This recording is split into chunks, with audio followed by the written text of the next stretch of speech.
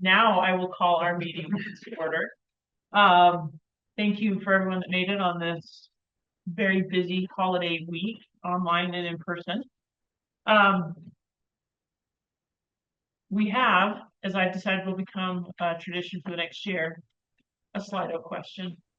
That part's not tradition. That part's normal. That's right. You're correct. Slido is a league standard. But I have another would you rather for all of you to kick us off for our We have a Slido. Oh, there we go. I didn't see. I was like, person usually. So this being the holiday season and the time where you get to spend a lot of time with family and friends, which is sometimes joyous and sometimes slightly less so. That inspired this particular Slido question. And once it pulls up, you'll be able to see why. I can't say more, it'll ruin it. Do I need to do anything, Carson? You'll need to log your share screen. Okay. That is just. I'm gonna Christmas meeting back out. You think Awkwardly right now. That'd be okay. we're the number one user of Slido? Yeah, we should get some kind of badge from Slido. We should. Like, their Slido wrap of the year. Yeah, it just feels like perhaps we are Slido's entire business. Affiliate code, make something up. Yeah. Well, as we're waiting, I do have a couple hard copies if anyone needs that, and some hard copies of the financial statements as well. Let me know if you would like one of those. Financial statements. Okay. Oh, Okay. It's now up. yeah, so easy. They're I mean, it's relatively easy. not like the easy. It's not in this. It's separate. So you can see where perhaps I am at with my holiday season.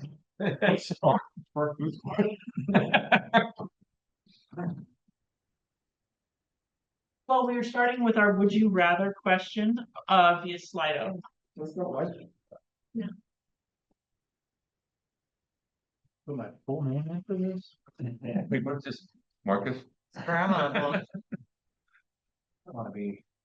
I don't know, it's gonna say a lot during the holiday season depending on how you answer. I would not like to be stranded with Dirk.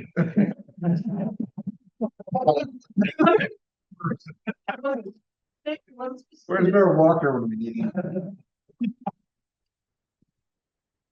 All right, this one's kind of close.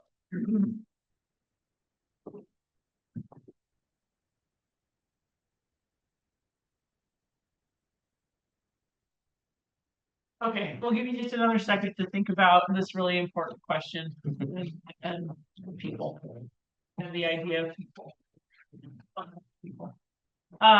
While you're thinking about it, so we have a few other administrative items. The first is hopefully everyone has had an opportunity to review the October 27th meetings. And while you're continuing to answer this, if anyone would like to make a motion on the October 27th meetings. I move for approval of the October 27th meeting. So Councilmember Dugan, give a second. Second. All right, from soon to be Mayor Winch. Any discussion? If not, we'll call for a vote. All in favor of approving the minutes, please say aye. Aye. Aye. Aye.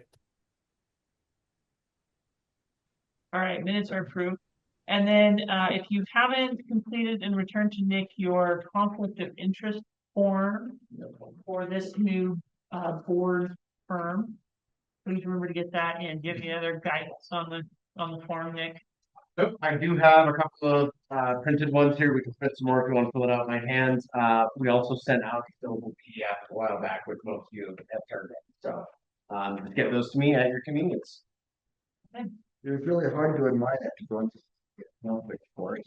When you're avoiding conflicts. Thank you. Okay, I'm now going to assume that everyone has responded. Oh, someone just changed, but it looks like we'd all rather, well, the majority of us would rather be alone. Spend a lot of time in public meetings. Thanks for that. That was just an interesting result. Thank you for indulging me. I'll come up with one for the next meeting. Okay. Moving on now, I'm going to be turning some time over to Nick to talk about boards and commissions. And appointments. Yes, Cam, did you, want to? I'll just jump in. Election has come and gone. The last time we met as a board was before the election.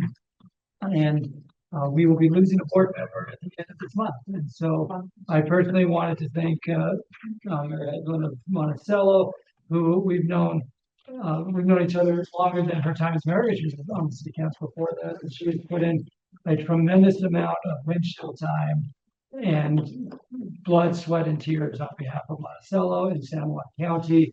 And so Bailey, I just wanted to say thank you for your service, and not just to the league, but to your community and to your region. And I'm going to miss seeing you as often, but I know I'll still see you because for those of you who don't know, she's everywhere. She's through her role with Utah State University, is super engaged and super involved, and has really punched above the community's weight in her role there. So I wanted to say thank you, and today will be her last board meeting with us. Mayor Hedgeland, is there anything you'd like to share with the group? Thank you guys. Honestly, I won't miss the work. I'll miss the people. And for all of those who are up for reelection, and if you lose, let me tell you, I mean, obviously after the ego bruise is gone, the stress level and the weight off your shoulders. Anyway, if I look 10 years younger, that's why. But I'm super excited that Mayor Danny is going to be stepping in. For those of you anyway, Danny's awesome. He's a good time, and he's going to do good for our area. So I'm excited to hand the reins over to him, and you'll still see me. I mean, just because I'm not in office doesn't mean I can't come to ULCT conferences. I've never seen anything that says I can't. So you're not done with me yet. Perfect. Yep, you're always welcome, and thank you for your service. And she mentioned Mayor Danny. Mayor Van Wagner is the mayor of Castledale, and we invited him to join us today. And President Bradshaw, our recommendation to staff following our bylaw process is to have Mayor Van Wagner fill the rest of Mayor Hedgeland's term representing Area 8, which is southeastern Utah. We've chatted with CERTA as well, and CERTA was thrilled to have Mayor Van Wagner's name move forward. And so he's the mayor of Castledale, and I've known him a long time as well. He's been an active member at the league conferences. And one thing I've loved about Mayor Van Wagner, even though he hasn't been on the board, I frequently will get texts from him asking for updates that he can share with regional mayors through CERTA and elsewhere. So I think he will fit right in and have a seamless transition with us. So our recommendation to staff is to appoint Mayor Van Wagner effective in January, but I'm grateful he's here with us today to represent our area. Absolutely. Thank you for taking the time to drive up to give us some face to. I appreciate her for making that. Not easy for everyone as it is for some of us. Any thoughts you want to share with us? Any additional background? You want to tell us whether you want to be with someone you dislike or alone?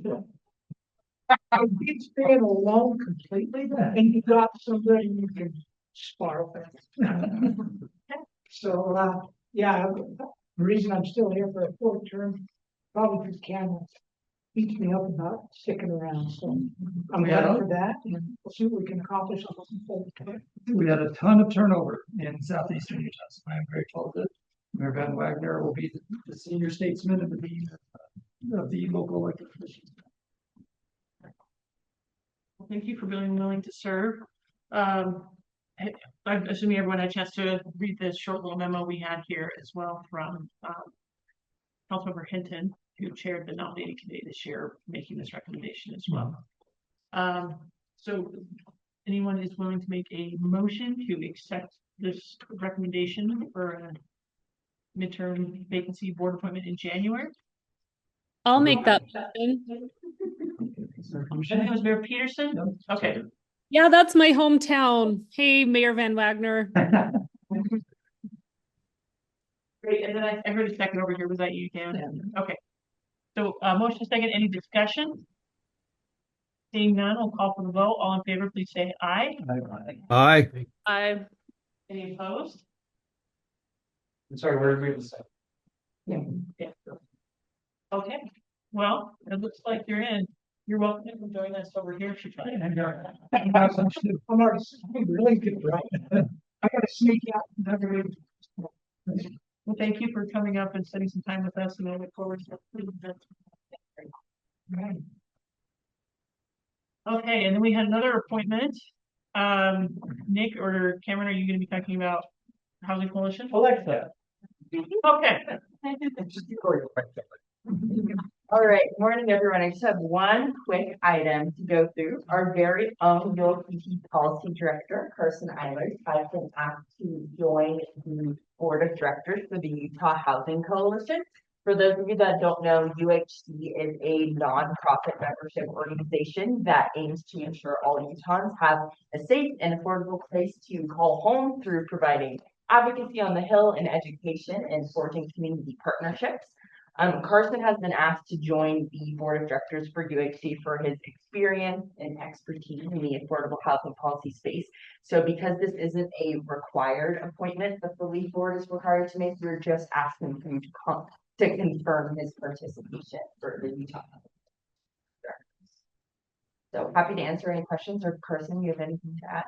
That's all I've got. Will you be introducing An in-house person?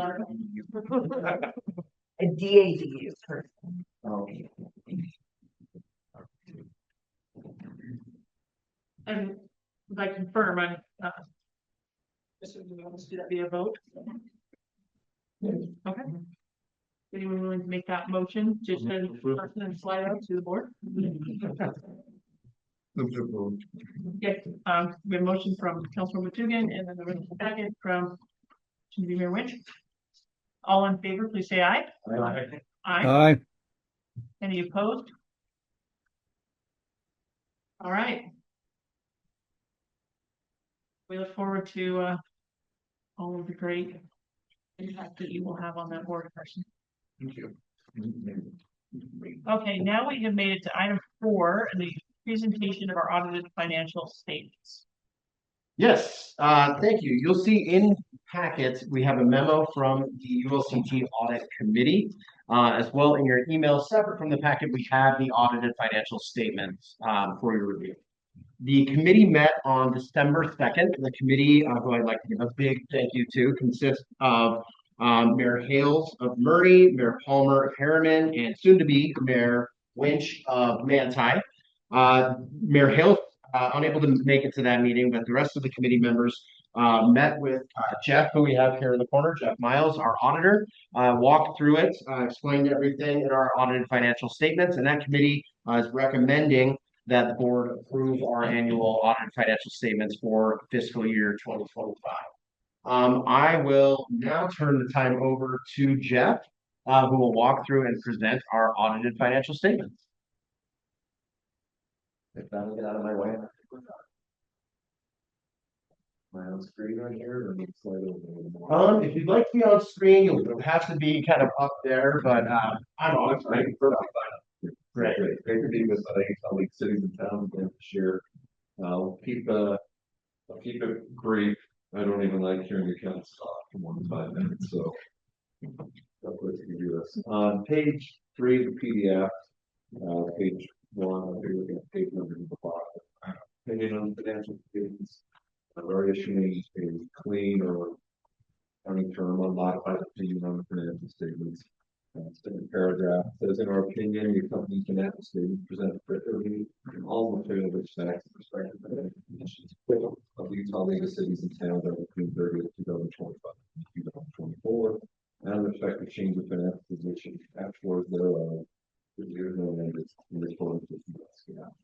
The rest of the report talks about basis for our opinion, management's responsibility for financial statements, and then what our responsibilities are as auditors. And they just do a brief financial overview. If you go to page 4, Nick, 26 of the PDF. This is from the management discussion and analysis, which is covered by evaluation.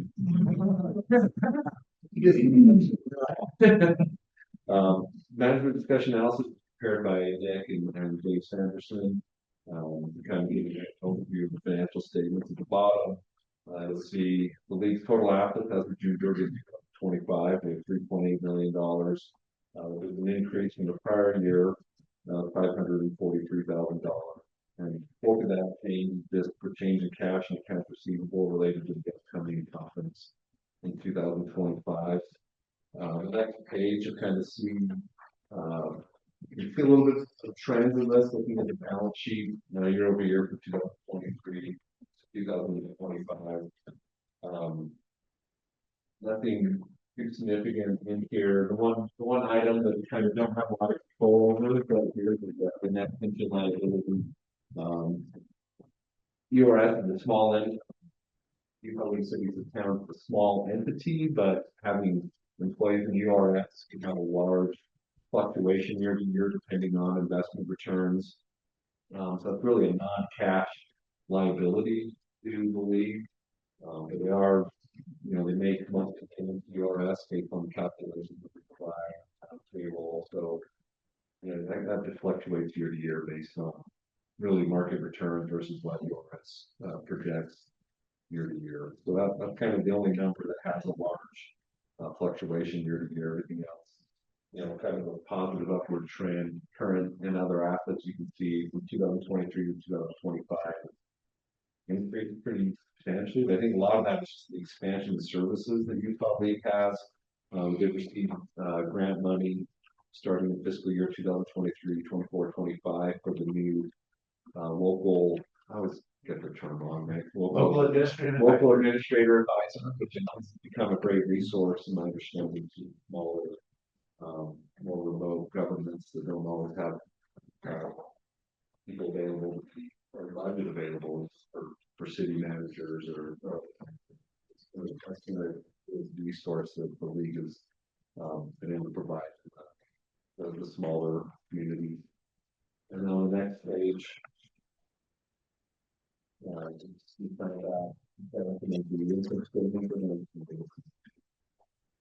year over year. And you can really see that increase from 23 to 24 to 25. A lot of that operating revenue is the grant money that you're seeing out of that. And then the change in that position year to year. Obviously have that big inflow of revenue, but they also have corresponding expenses for the employees that help administer that program. And then you can just see the fluctuation of payroll and benefits from both of that related to that net pension liability. That liability goes up, so it's an expense, and it goes down. Kind of have a negative.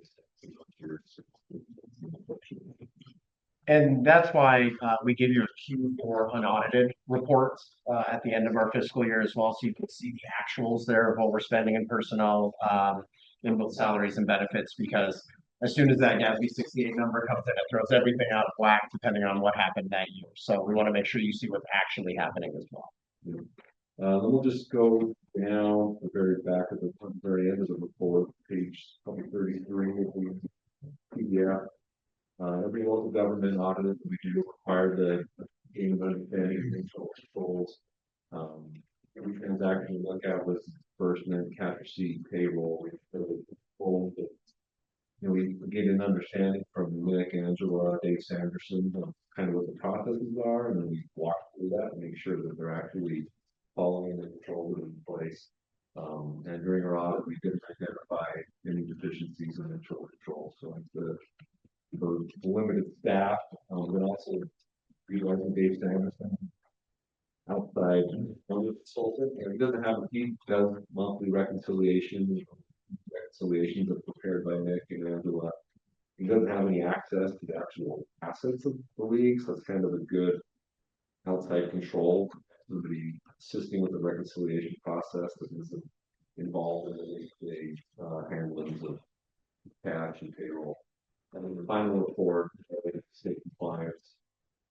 And for this year's audit, the areas that were subject to review were budgetary compliance, fund balance, fraud risk assessment, retired retirement systems, and crime insurance. And within those areas, we didn't identify any non-compliance.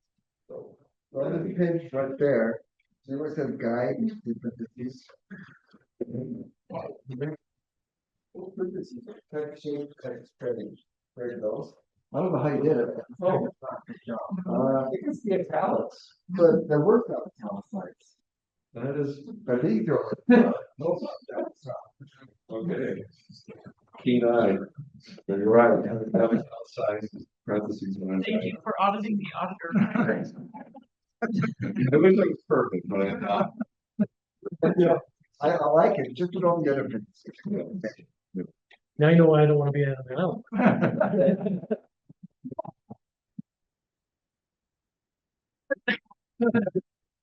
always looking for volunteers. Yeah. And with that, any questions from board? Oh, and then the final page, no findings, priority of those things. Yeah, that's Nick's favorite page. Yeah, as soon as I get this big document, I just scroll to the last page and make sure that's good, and then I go back and review everything. Perfect. Good work, Nick. Nice job, Nick. Very nice. Any questions? Okay. If not, looks like we have it. Thank you for attending. Hopefully you participated in the Slido and also shared your thoughts. That, I'll, Thank you, Jeff. It's been really great to work with over the past few years that we've done this. I believe it's next year that our policies will require us to go back out to bid every 5 years. And so we'll go through that process. The audit committee is involved in that process. But it's been really great to work with Jeff and our team with Angela and Dave as well, making sure we're doing everything right. thank you. Great. Thank you. Thanks. Well, it seems like that probably leads us into our next discussion. Oh, wait, right, sorry, motion to accept the audit. I shall move to accept the audit. Thank you, we have a second. You guys are getting a lot of action. Yeah. Thank you for that second. All in favor of accepting, please say aye. Aye. Any opposed? All right, looks like we have accepted it. No, you can't be. Excellent. That will take us into FY 27 dues. And we will go through that section. So you'll see a memo attached that Cam and I have prepared on asking for direction in some dues options that we'll bring forward to you in January. Gives a background on what the dues are made up of, kind of a history of how we've addressed these. The long and short of this is the property value increase for this year is 9.1%. And if we were to keep the rates constant, which is what we typically do if everything economically is staying constant, that would provide more money than we need and a higher increase across for everyone than we would deem acceptable. I believe we had a little over a 5% increase. So our ask of the board. And let me just jump in here. For those of you who have been on the board for the last couple of years, you've seen this exact same conversation. It's now year 3 of this conversation with the property values, and you've seen it as well, and it's partly why you've had the angst of the capital about property tax. Is you've seen these spikes in property valuation, and because our dues formula is in arrears, we're looking back in time, we are still seeing some of that property tax spike. And so that's why, as Nick pointed out, if you do nothing, then that spike goes into the dues. So our recommendation is to not do nothing, but to instead, and this is what Nick's going to get to, reduce that property tax piece like we have the last 2 years. Yes, and next year, the numbers, we will use FY or calendar year 20, or we'll have next year's numbers for next year's dues. This is much lower than the spike last year. So it was 30-something% last year. So that trend is starting to come down. So we likely won't have to make these type of adjustments in years going forward. But we put together 3 options for you to accept, for us to bring multiple options to you in January. The first is baseline option A, which we do not recommend, but we want it there for context. And that would be a 5.1% increase overall in dues, about $138,000. that would make property valuation the largest portion of our dues, which, in the memo before, that's not something we want. We like sales tax to be there because it actually relates to an entity's ability to pay. The option B is to present multiple options to you in January where we bring that property valuation rate downward in order to make a smaller increase, more modest natural increase for our dues. And our recommendation there is to bring you some options, all of which would be under 3% total dues increase. So to modulate that property valuation down to make sure total dues increase is below 3%, we'll give you a number of options there in January. And then the third option is that if any of you have looked at this and said, nope, I want to mess with population and sales tax, then we can produce any sort of thing you would like to do. But it's so fun, big spreadsheets. B is that we would keep the population and the sales tax rates the same and adjust that property valuation down, give you some options below 3%, and that's what we're recommending to bring forward to you in January. Because I'm lazy, I support you. And we'll open it up for additional discussion.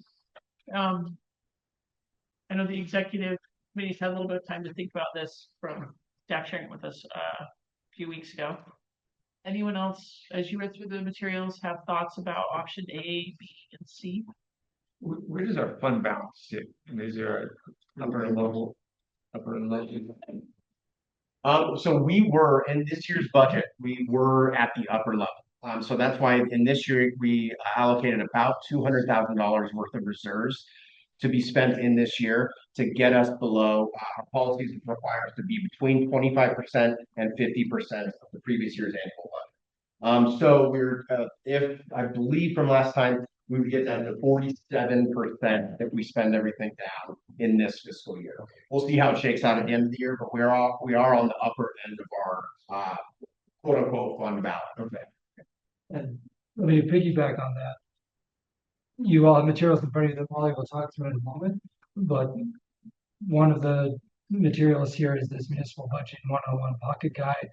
And this is one of the projects that we've been funding with that one-time reserve infusion into the budget as we've been expanding a lot of the materials selected. So Molly, well, when we get to the engagement piece, it's those types of one-time projects that we're using that fund balance for in this year's budget. And you know, we're looking forward this legislative session of being able to get back another $500,000, $500,000. We'll come to that too, because that 500,000 is in the governor's budget as one-time money. And we'll talk about the kind of the next steps now that that's there. Is that what I mean? This is where it kind of goes back to ideas, the better idea adjustment, because that also plays into account for next year's budget and how you work the property tax, the sales tax numbers. It does. I mean, that's a legislative appropriation we have been accepting. Yeah. I think a small slice of passing the bulk of it through to the AOG.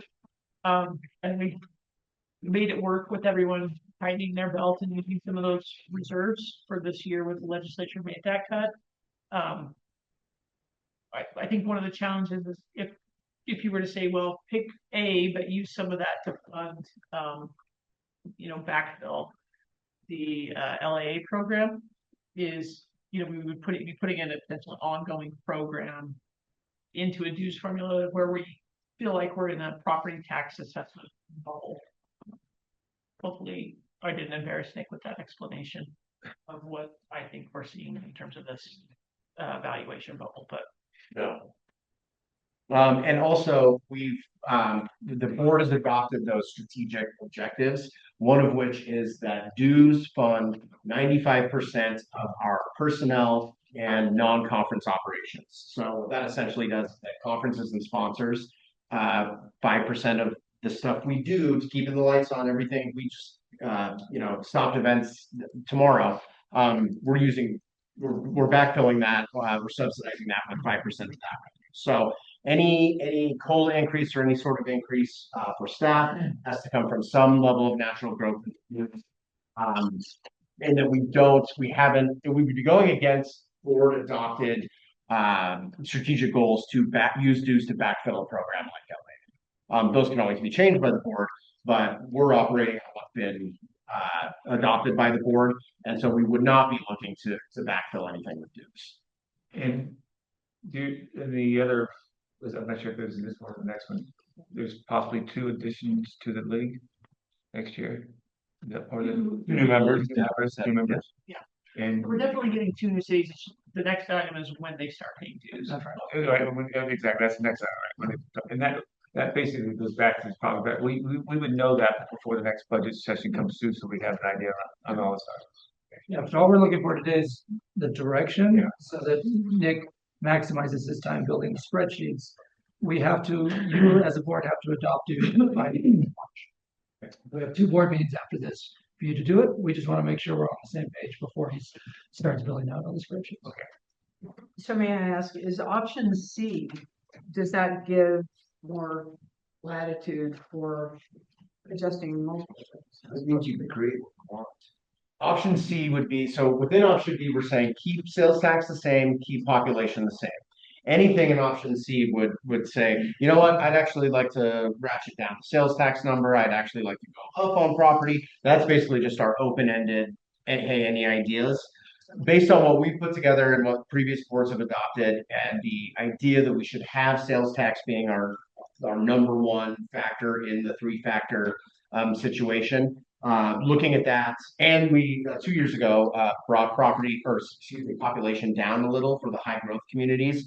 That's why we've made our recommendation to just keep those the same, and in order to make a smaller increase than what would naturally happen, make our adjustments within the property valuation. If we'd like to see what adjustments are in sales tax or population, we probably need to put some guardrails around that of where you want us to go. But I can come up with any option known to man with what we have. But based on the previous stuff we've done, we're looking at keeping those the same and taking property valuation down.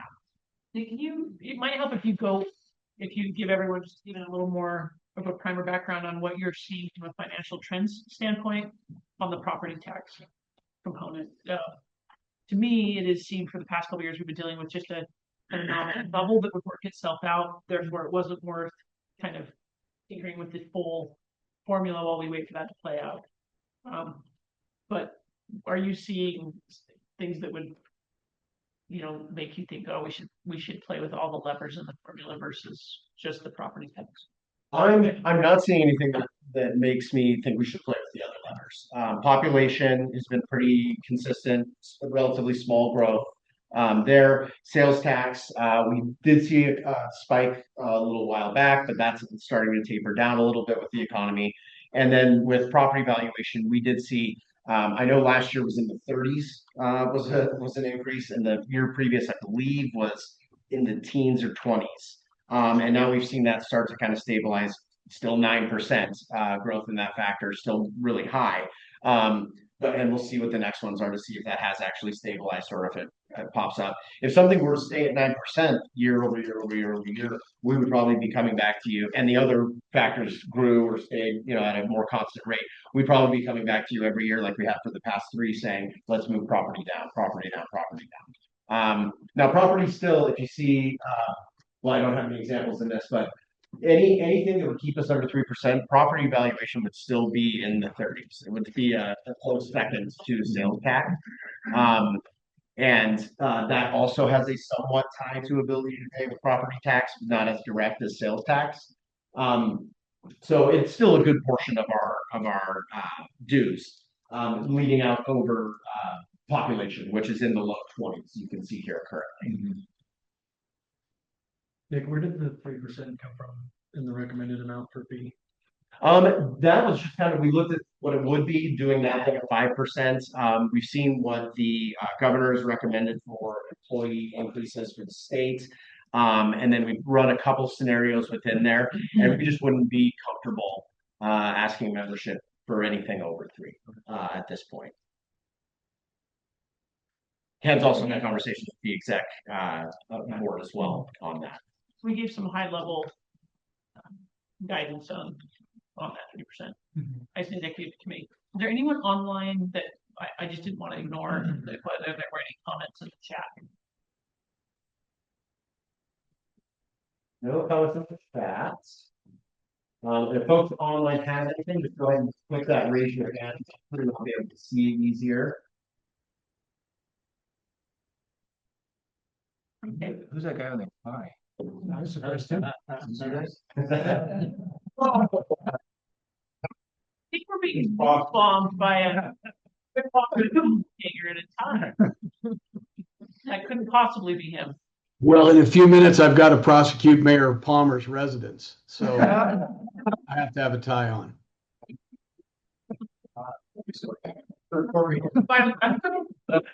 that.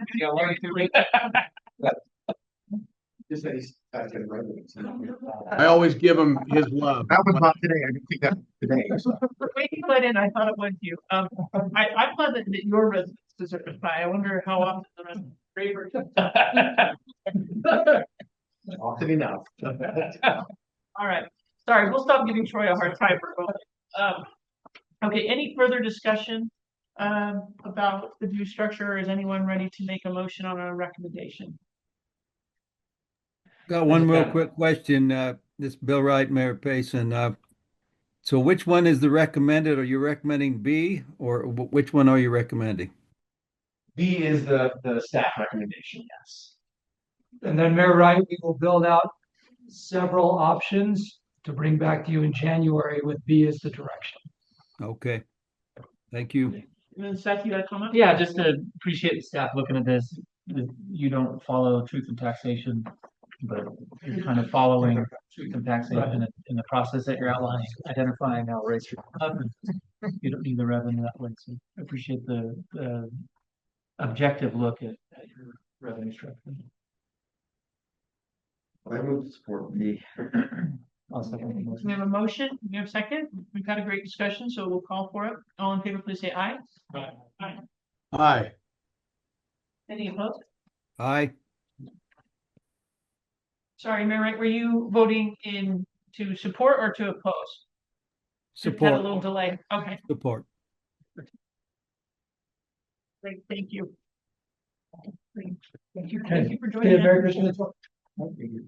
Yep, see you soon. Thanks, Mayor Van Wagner. Okay, so now, Nick, do you want to dive into the our two new cities? Yes, so very quickly, cities incorporate, they typically join the league in that next fiscal year once starts to go. So they are official in January, and then our fiscal year starts in July. That typically only had new folks come on board. The two cities that have incorporated have been very anxious to join the league, start receiving benefits, get involved. They don't have any money yet. They can't, and they can't actually. They're not official yet. They joined us for elected officials essentials, but they will be inaugurated come January. And looking at that, we realized we don't have a policy for how we can get folks in before they actually can pay their dues. So we have a proposed policy for you here, which I will read word for word, that a newly incorporated municipality whose recently elected officials take office in January, they become a member of the Utah League of Cities and Towns with all the immediate benefits of full paid membership through official public action taken by the governing body, committing to pay the membership dues of the current fiscal year, prorated for half the year, within 90 days of receiving revenue from the state tax commission. Like I said, our fiscal year runs from July to June. They will only be a city starting in January, so that's where the proration for half a year comes from. And we want to give them some time in talking with them. As soon as they start getting money, everyone who they have to pay bills to is coming and knocking to make sure they get paid. We also want to make sure that they are fully committed to the league and do pay their dues. So that was kind of our middle ground to say within 90 days of that money starting to flow from the tax commission, you'll pay your half year prorated dues. Or in this example would be for fiscal year 2026. So we would just ask the board to make a motion to officially adopt this policy, and we'll start working with those two communities to get them on board. You said the two cities pending right now. There are two, they newly incorporated, they've held elections, their elected officials will be inaugurated in January. So just a quick clarification here. We do need to make one minor amendment to say take office in or prior to January. Because in the case of Ogden Valley, they've already been inaugurated. Okay, in or prior to. Yeah. So process-wise, they get inaugurated not long after the election. And then they have to file documentation with Lieutenant Governor's office, who then says, sir, it's full and done now. And then they can start collecting taxes. So they inaugurate earlier than everybody else when they incorporate. In our conversations with folks, that money takes a while to actually get moving. We were told by the LAA for one of these communities that if they do everything on time and properly, they'll probably see money start coming in April. And I can verify, at the newly elected, training, not this meeting past Saturday before, the Ogden Valley team, super exciting. They were all there. They're so gung ho and they have so much work ahead of them. But they huddled with the league team for, I don't know, how late were you all there? At least an hour? About an hour and a half. An hour and a half after, to just pick our league staff's brains on all the policies and procedures and things they need to do. And so clearly the league is going to be helpful to new cities, and we want to make sure that they're able to access the great brain trust that we have.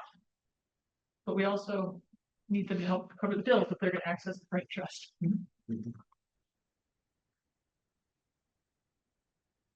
So we would look for a motion to accept this policy as amended. And we can start working with that. I'm happy to make that motion. Thank you. Membership with Farmington, we have a second for Maryville to be on. Yeah, thank you for breaking up the motions. Appreciate it. All in favor, please say aye. Aye. Aye. Any opposed? All right, it'll be fun to welcome in 2 new cities. One point of clarification, you say there were 2 cities that are have not been members but are going to be members. Do you know who those 2 cities are? Yes, so Ogden Valley and Spring Lake, your neighbor, and both of them came to our training for newly elected as part of our elected officials essentials. They were both there in force. So I'm appreciative of them reaching out and us going through this process and realizing we didn't have this policy in place. We don't want to create a scenario where there's basically pro rata opportunities for other members, but in this situation, I think it makes a lot of sense, so we can start helping them as soon as possible. And we've already been doing that in good faith with them, with the expectation this policy moves forward. Wonderful. That's why I asked the question. I was wondering if they were one. Yep. How do they pay to come? We're not sure. Out of their own pockets, I'm not sure. We got They were all there, of course, and they were asking really good questions. So They were asking good questions. I think we're better off to have them and figure it out Oh, when they yeah. start getting money than the other way around. No, I find it right. It's good for us. Madam Chair, can I ask you, what about some other cities? There's a bunch of new cities this year, Kearns, Magna. Do we reach out to them and recruit them for lack of a better word? So they're all members. Oh, okay. Yep, they're all members. Okay. Yeah, I'm glad you brought this up too for new members of the board. We did have this back and forth for a couple of years of whether or not Metro Townships were part, and Metro Townships for a while could not be part of the league.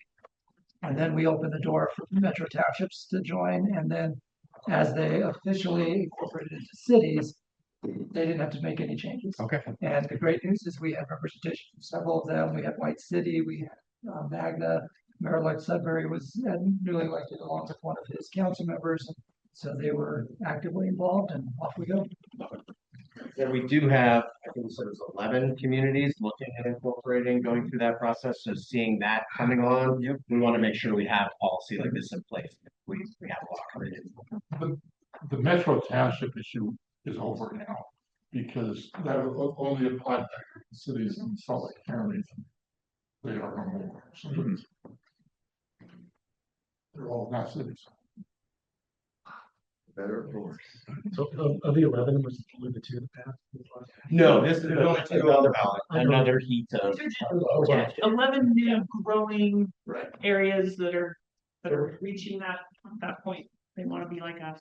And this is actually a perfect segue to engagement report, because those types of communities are often on the urban edge and dealing with some really difficult challenges. So it was all right. Can we jump? Let's jump, yeah, to the Engagement. So Molly, I was setting you up for that piece, but you can hit the other pieces first. Just to say, I'm not gonna go in that order, but Yeah. I appreciate you. Yeah. So a lot has happened since we last met as a board.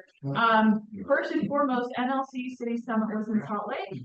It was a big success. Over 3,000 attendees came from across the country, 300 of which were from Utah, which was a pretty solid representation. We had over 200 folks come to our state night at the Museum of Illusion, which was a really nice time. And then Utah was also featured really prominently on the main stage. We had Mendenhall Tracking Housing, we had Schreiber and Governor Cox discussing Dignity Index and Discovery Better. So it was a really cool opportunity to feature Utah with our national peers and feature as well some other areas beyond Salt Lake. Salt Lake did a great job showcasing the city. We also got to see Daybreak, Great Salt Lake, regional transit around. So public park cities and the Olympic event themselves is a really nice opportunity.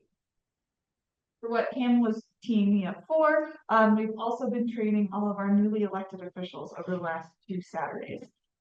We started in person at the Local Government Trust. We had about 120 people join us for that, for a pretty full day event.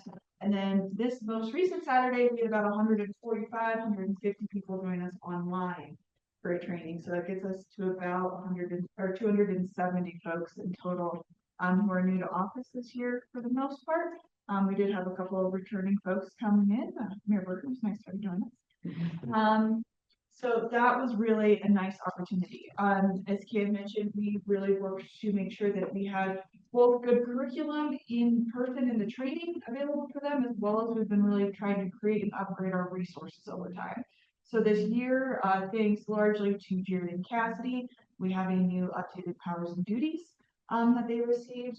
Thanks to Carrie and Cassidy, we have this municipal budget booklet that we have. This is just a pocket guide that will be a companion piece to Making Sense of Dollars, which we are working with the Garden Policy Institute to upgrade, update and upgrade. It can be both. We also gave them this acronym guide that you see ahead of you to try to help them break through the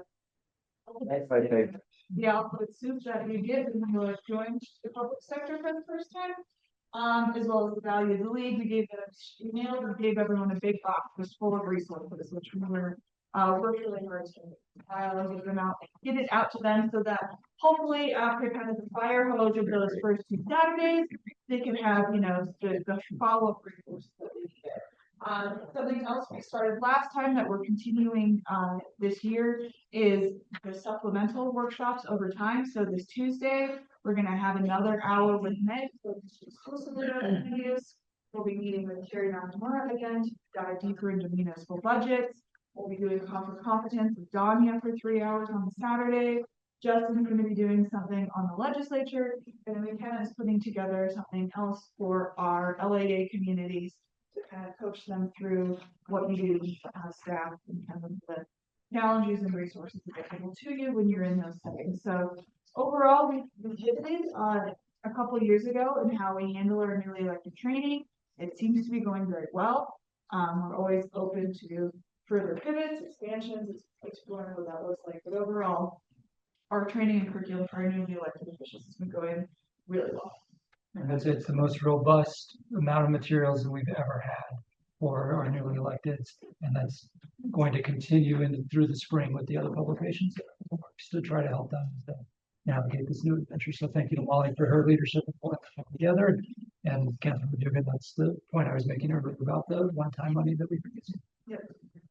And with that one-time money opportunity, that's also a great pivot of something that we would like to propose exploring this upcoming year. This is Cassidy's brainchild. She is not here today, so I'm going to do my best to pitch it. But essentially, we would like to take some of that one-time money in reserves that we've had set aside and work on a bit of a PR and educational campaign around cities work. And the best thing I can think of for my brain and how to frame it is almost a municipal How It's Made, if anyone has seen that show. But going through what it is cities and towns are actually doing. So many of our functions, or your functions, are so ubiquitous to everyday life that I think people take it for granted that their trash is picked up, that water comes out of the tap, that their streetlights are made, or pardon me, street signs are made. And so we would like to work over this next year in partnership with Cassidy, in partnership with you all and some of our other communities, to essentially highlight the cool things that are going on. She gave us a great video, I think, out of Connecticut's Department of Transportation. So we can invite that. So this is kind of an idea of how it would work, of like short and long form content that would primarily be on social media. The thought is as well that we would create it kind of in-house and through contract. How big a design get the share going? Yeah. So the thought is that we would create it, and then it would, other cities would have the opportunity to either recreate it if they wanted to with their municipal departments, or could just share it out on their social media of, you know, yes, we're highlighting what is going on in the, you know, West Jordan Public Works Department, but someone else could share that out as well. We're making sense. Yeah. Oh. Eating no screaming. Great.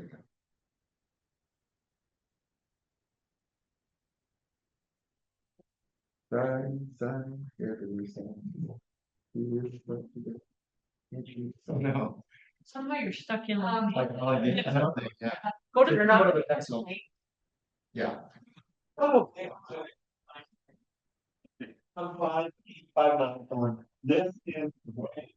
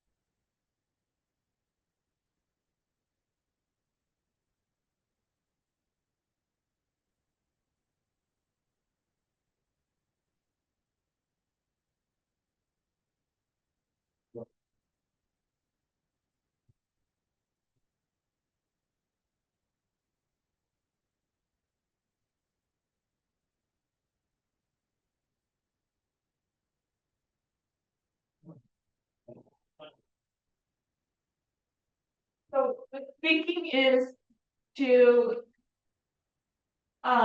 do that with your communities, essentially. We have a lot of cities and towns that have really awesome things in-house, whether it is their own municipal energy, whether it is their own landfills, snow removal, anything like that. So it's something that we would like to slowly build out over this next year.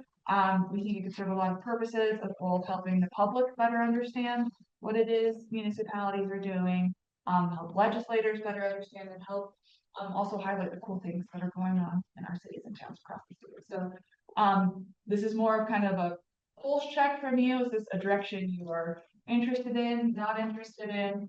You don't want to go too far into this if it's something that you dislike, but we do think it is something that could be really beneficial. This is education of residents, not the legislators. I mean, it would be a bit of both. A little bit of both, yeah. Like we would realistically, we would make these videos, we would post them on social media, and then they could be shared. So you could share them with your legislators. The legislators may just see them organically in their own social media. You could share it through your own municipal channels. I think the primary audience would be the general public, which is not an audience that we primarily target. But I think that there could be a lot of kind of secondary markets and audiences for that would find it beneficial. I think anything that we could do to help better inform the public would be huge. All they know is that water comes out of the tap, and when they flush the toilet, it goes away, and when they flip the switch, power comes on. But I mean, I had very little idea of how I started serving in the city, and I just think anything we can do that is sort of entertaining and informative. I mean, I didn't know that until I watched the thing last night, that there were little Yeah. hexagons, little D. Size cells. Yeah. So, So, this is great. We need to be doing more of this as a city where we took a cue, not from Connecticut or whatever state that was. Actually, you don't have a series, but You're done. A great it was series. like now you know, or Yeah. something, really highlight why are the roads closed today and what they're doing. And we're starting to do a lot of this as well. So the reason I'm telling you this is I think we can also co-op in whatever we're doing. We can share with you, whatever you're doing, we can certainly share on our sites as well. And I think collectively really do some good educating all across the state. I think we could become like a repository, is that the word? Like we're the league is a repository of all the great stuff that other cities are doing. I can't keep track of all this, right? But if we could create a database of different Yeah, topics. kind of one thought we had was, the league would probably, with, the functionality of social media, we would probably post on our page what the league is creating in partnership with the cities, mostly because we want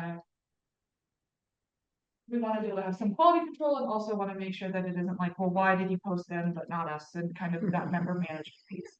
But with social media, we could also share everything, right? So while Spanish Fork may post what they did and Spanish Fork owns it, we could promote it. And so we think that would also be a nice balance of kind of people owning what they want to own, but also cross promoting one another. I think this is an important discussion. I had we did not have a truth and taxation hearing as a city, but my county did. And it has inspired a lot of residents to ask questions. And I had a gentleman who wanted to know why we were doing more with AI, and could we just turn over most city functions to AI? And explaining, the very physical, hands-on people work that cities do. I think people have forgotten what it takes to make sure that there is clean water that just comes out of your tap, and that repairing those lines and doing those checks isn't something you can just automate. And snowplow drivers aren't, robots we just engage with.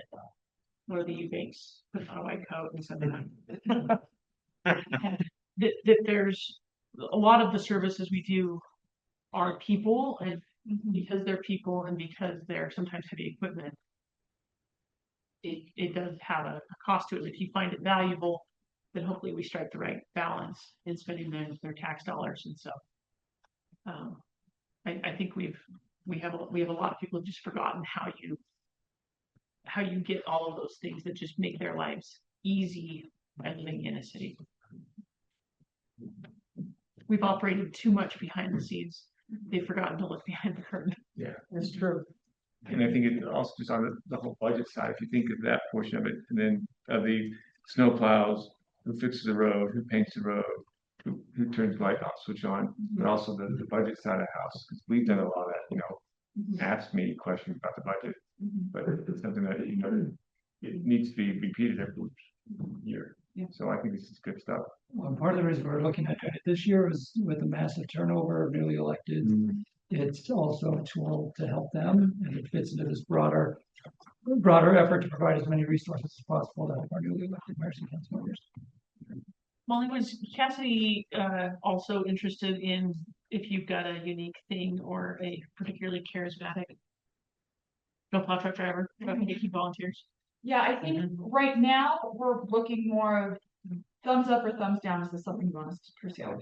And then following that, I think we're going to reach out. I think starting with the board. She's been building out a lot of different narratives, like public or narrative. I think the right word, but subjects, right? Of like municipal recycling, trash, public safety, those pieces. And so I think she'll be reaching out to the board if we are pursuing this to say, great, who does have like a really cool story to tell in your community about any of these things?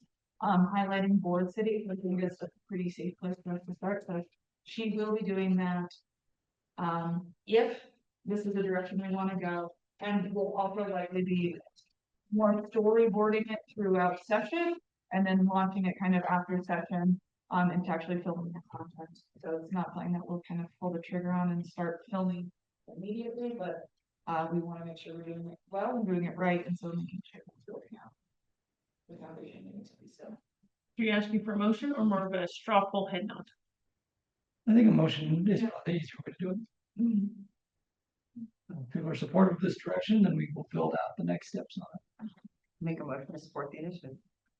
Thank you. Second. There is no prize for the most seconds, but thank you. All right. Thank you. All in favor of moving forward with this direction, please say aye. Aye. Aye. Any opposed? And Nick, do any of the two things in the chats relate to this? Sorry, it occasionally pops up. All right. Okay, great.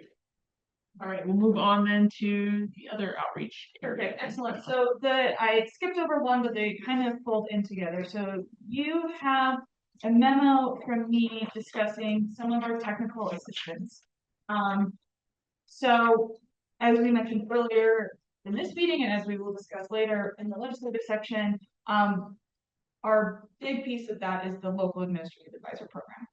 That was really the first time that we fully stepped into this space beyond handling kind of one of grant proposals and contract. Our priority, first and foremost within this space, is to restore that funding and continue to expand what the program can offer. In having conversations around LAA and around growth, we have noticed and are continuing to notice there is still an outsized need for more technical assistance, especially in what we've kind of been referring to as edge communities.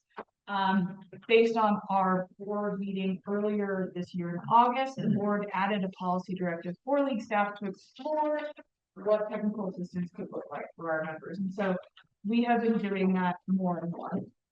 We're still by no means done with the needs assessment, and we are going to probably rope some of you into helping us connect you with your regional peers to accomplish some of that. But what we have really discovered is that there is a need for more technical assistance in the state, specifically with access to experts for these edge communities that do not have them. So we are talking about communities that sometimes are LAA communities, but oftentimes are not. So they are bigger than LAA. They have, populations over 10,000 and may have a city manager, but they do not have a city engineer. They do not have kind of the technical experts on staff who can help them navigate big projects that are coming their way. And by and large, they are having really big projects coming their way. In some instances, things that may double the population or footprint of the municipality. And they are really feeling unprepared to handle those growth opportunities. And so we've been discussing this kind of as a know before you grow concept rather than a know before you go, as well as exploring kind of how do you make it, not that these communities need to say yes to all of these programs or possibilities, but what would you need to be able to say yes to it? Not that you have to, but what are the tools that you would need to successfully grow in this space? So we've been exploring a few different partnerships. We don't have anything to recommend to this group right now of this is what the program should be or what technical assistance at the league should look like. But we do have a few kind of directional pieces that we have found that we think are promising to build into this space. First and foremost, again, is restoring LAA to make sure that we have that baseline administrative function for all of our small communities. Second, we'd like to continue exploring university partnerships. McKenna started to build out some university partnerships within the LAA space, but we know that SUU has been very active within the 5K program, looking at how to expand that. Utah State University is looking at launching more of a state and local government department that could be more involved in this space. They want to get their students more involved. So we think that while they would not provide the expertise that we need in a lot of these communities, they might be able to help cover some of that more baseline capacity building of, writing an ordinance that the city manager could then review. We've also had conversations with some different professional groups like ACEC, which is the kind of private sector engineering consulting that a lot of these communities are consulting with, that they have given us a ton of good resources and they're really interested in partnering to try to help build capacity. We'd love to build a pool of these municipal experts who can help communities navigate kind of from this 101 education lane that the league occupies to we are actually implementing these policies and identifying financial resources to accomplish. Again, it kind of came up, the league dues do not pay for technical assistance. And so there, I think, are a variety of financial opportunities, whether it's through legislative appropriation, through different grant opportunities that we've been looking into to bring some of this online. But again, we don't really know. And as Cam said earlier, it was a sports line that I will accept and embrace, which is Singular. is the one, I'll take it on a case-by-case basis, which was essentially confusion cannot be executed. And so right now, we know there is a need. There is still a lot of confusion in this space. There are a lot of outstanding entities that are also already in this space in some form or fashion, but almost everyone has, I don't want to say impediment because there's nothing really wrong with any of the programs that are out there, but it's something like an AOG offers a really incredible program within their AOG. That's only available in their AOG, not statewide. Or there are really incredible experts available statewide, but it has to have a strong nexus with transportation. And if the project doesn't have a nexus with transportation, they can't get help. Or they have general experts, but not or generalists, but not someone who's really a specific expert in what you need on your stormwater system to help you move it across. And so what we would propose is that the league board in the kind of strategy session that we have each mid-year conference in April, we would like to propose that we continue to build this out and give you some stuff to chew on of how we should continue to pursue this. We know there's a need. We don't exactly know how to engage with it. We don't exactly know what the league's role should be. And so we would like to come to you in April with some of these conversations, or pardon me, with some of these concepts and have you provide more organizational direction for us as to how we should move forward. Yeah. I totally want to hop in. I'm not the chair, so I can't. Well, thank you for. I think you're here twice. Are we considering public-private partnerships with this, or should we? Because one of the things I mentioned this to Carson, I've got an organization I'm working with right now that I really think could be helpful for LA. And as much as AI is not fixing my pipes, that doesn't sound okay, but we're using AI for so many cool things, and I'm doing this experiment with a company it's a GovTech. And so, for example, I gave them 12 random documents from Mapleton, most of them public works related, and asked them to analyze all these contracts from disparate companies, and they dump it in, and then they tell me all the issues with it and what we needed to do from a legal perspective, from a coordinating the dates and schedules of things, and it's like in 10 seconds, right? It was so rad. So I've asked them actually literally this morning to do 2 experiments for me. And one of them was related to LA. So one, I said, could you take the last 3 years of legislation out of the state of Utah? They're not in Utah. I said, could you dump in everything, every policy related to housing and infrastructure in a bucket and tell me how they conflict with each other or what learning will occur that would have problems that will create this for cities? They said, sure. And so I said, rad, let's see what happens. And then the other project was, I said, could you take different types of cities we have, resort towns, small, we got coal, we got farm, we got all these types. And could you look at the implications for those on each different kind of city and then be able to tell those cities what their individual ordinances would have to change to accommodate this? And just give it to them on a platter. And they were like, sure. So this is for my own interest, but I told Carson because we're nerdy together.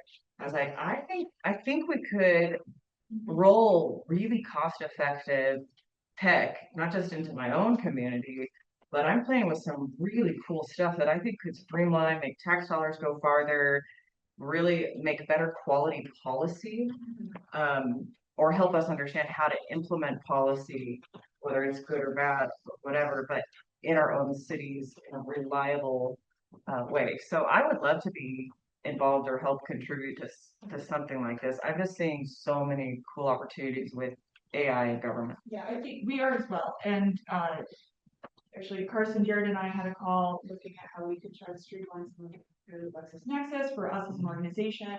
I think there is certainly a need for it. The one thing that I think is a pivot from that we know we need and that we keep hearing is we need the expert who can, like, I need the person who can help me with a stormwater plan. It is that piece that people are desperate for. And so it's that expert that is a person. And I think there's certainly a need for, again, like, how can you better resource your community so that maybe you have more money for that person, right? And Yes. it is enabling AI for some of those pieces.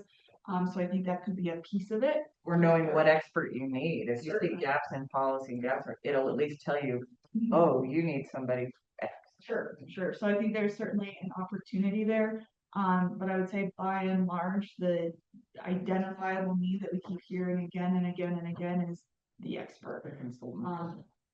And so there's kind of that to wrap things up a bit. I want to go back up to kind of that board outreach piece, because I think that's one thing within this space that we would really like to have you help us with is Cam's going to speak, I think, in his time about some of the outreach he's done with newly elected officials and some kind of help just building connections we'd like to have in more of an informal setting. But my RF to you is to help us, independent of kind of the regional events that we will be doing later in the spring with you.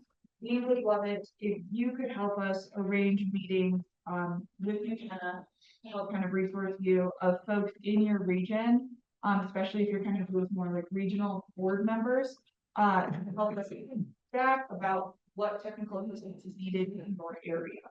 And other things that the league could do to be helpful in your specific areas. So we've got a lot of membership outreach going on. We're doing all of our newly elected training. We have all of our big annual events. But kind of 3 specific pieces that we would love the board's assistance on is kind of more informal meetings that Cam will chat about, gathering feedback and kind of general league introductions with McKenna, and then our regional events later this spring. So kind of all spaghetti on the wall. I'm happy to follow up with you, but would really love if you could help us connect with the other municipalities in the state that you represent by virtue of your board membership. So if I were to reach out to someone here, you want to be there that meeting? Or just get information and connect the dots after? I think at the very least we want McKenna, because she's been doing it. Sure. What? And like I said, like some of you are like the big city representation on sports. So I don't like, we'll take whoever wants to help, but we don't need everyone to be doing everything. But those of you that specifically represent a region, we definitely want to connect with you to make sure we can do that from the region. Can we take this as a something that everyone takes away with them from this meeting as a deep think item, and then getting ideas and feedback back to Molly, particularly if you're edge community adjacent regional board member. Yeah, or you know that like you're not, but in my region we have several who are. That would be very good.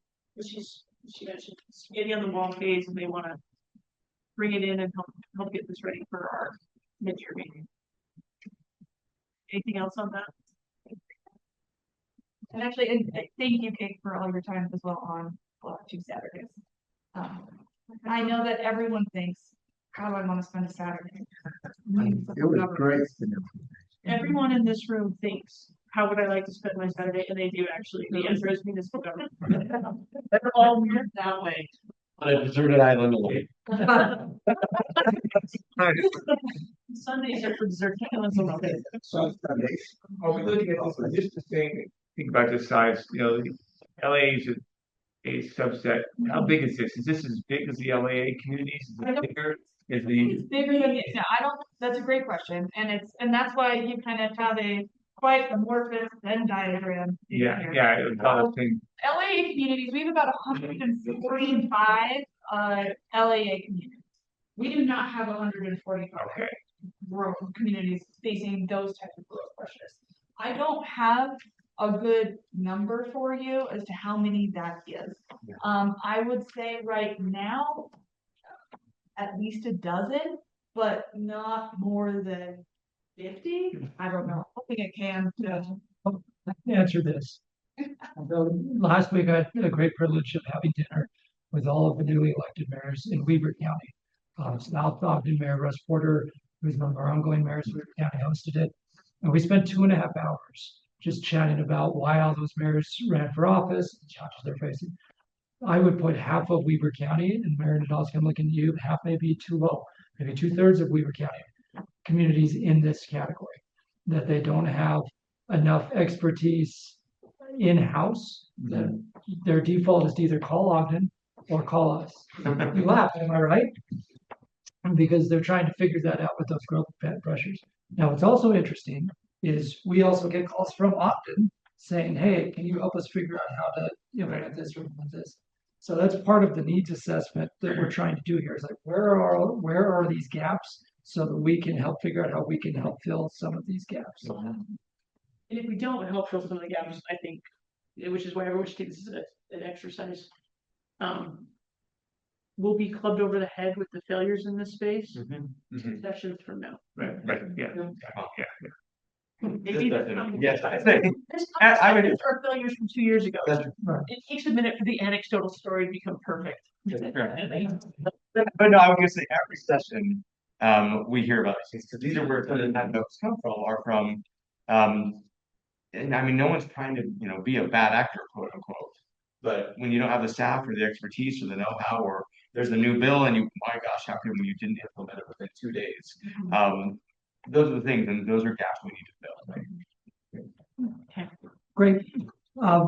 Just the last thing related to that Weaver County dinner, it was a terrific use of time. So if you in your areas are having any meetings with newly electeds, please let us know. And that very informally, we're happy to join you. I personally didn't go anywhere to meet with newly electeds and to welcome them to the league, but also just be a resource. We really did just chat for 2.5 hours last week at dinner. It was just an open Q&A discussion of this, that, and everything. And that's a perfect way before you get into formal training to build relationships and trust and start answering those questions. With that, let's jump into advocacy because the session is around the corner. It starts in a little over a month. And I sent you a text, but we should jump to number 7 really quick first, since we're already on LAA. Yep, that's great. I think that was exactly. So Justin, I'll turn it to you to do number 7. I want to come back and recap big city, and then we need direction from the board in these other items. What's listed, the reason they're listed this way is items 2 through 9 are where we are anticipating as of now that the vast majority of our political capital to capital will be spent. So there are lots of other issues that we've been working on. I mean, but these are the general categories where we expect the majority of our political capital to capital to be. So let's do number 7, then I'll come back to number 1. Okay. So I think, so 7, we talked about this LAA restoration. So everyone remembers we lost some funding there, went from 1.58 million ongoing to 1.08. Lost that money. I will look at some of the officers who were in the meetings with the Senate President and the Speaker of the House. But as of right now, I am feeling pretty optimistic about our chances of getting that funding back. I don't know if anybody else read the room differently than that.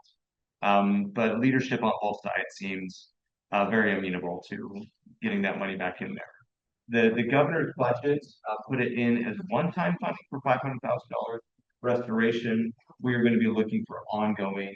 Will be better for us. But I don't know if anybody has a different take than that. But right now, I think our chances are looking pretty good. Getting some money there. We concur. That was in some cases the only clear thing that came out of those meetings. But we feel good about the one-time restoration, and then just knowing that it's a tight budget. Yeah, so let's see what we can get. But so that's where that one is at. We'll obviously we're working on the RFP there, and or RFP. No, that's right. RFP. Request for proposal. RFA. One of the RF somethings. RFA. And then we'll see where that's going. But I'm really optimistic about that one right now. Unless we make some else really bad. So with that, let's move back to the other items. Perfect. So again, items 2 through 9 are where we anticipate the political capital being spent, LA being just one of those. And Nick, will you go down the memo to the feedback from the mayors of cities in the first, second class?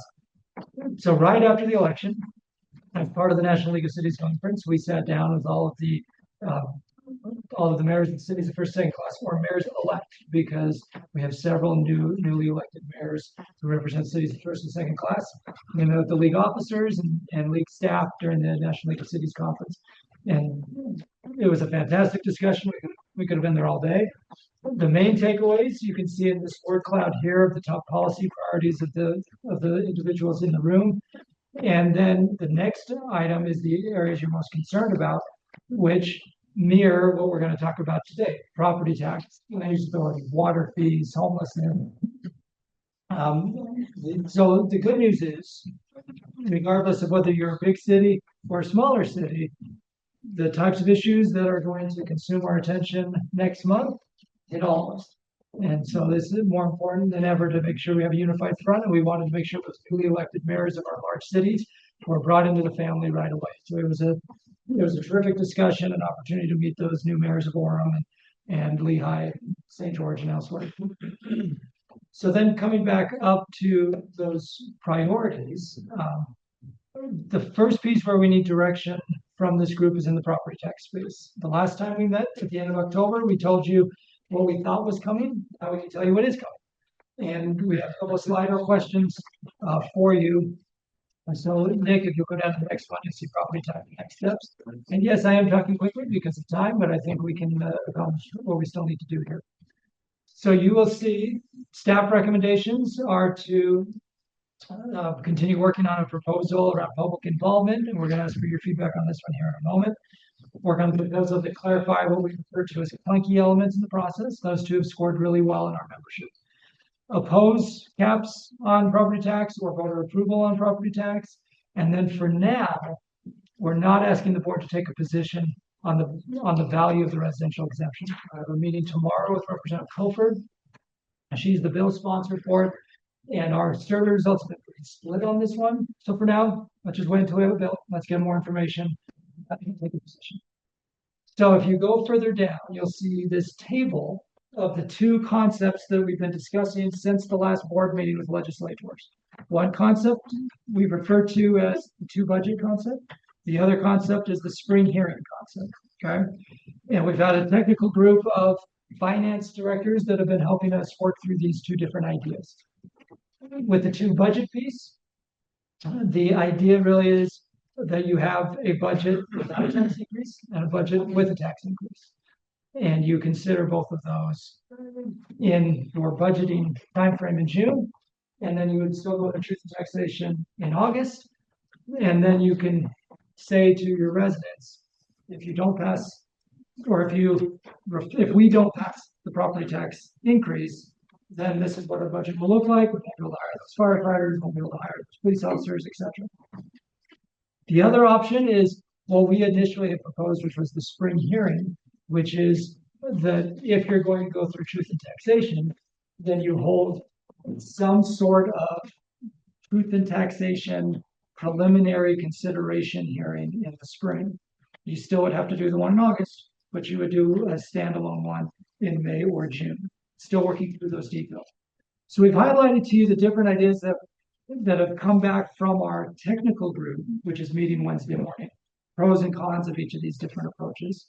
And then there's still a lot of unanswered questions. But we will have this coming Wednesday, we'll be meeting again with Senator Chris Wilson and Representative Karen Peterson, who are the bill sponsors in this space. Politically, part of the objective here is to prevent or to make it easier to fight against bills that require voter approval of tax increases or have caps on tax increases.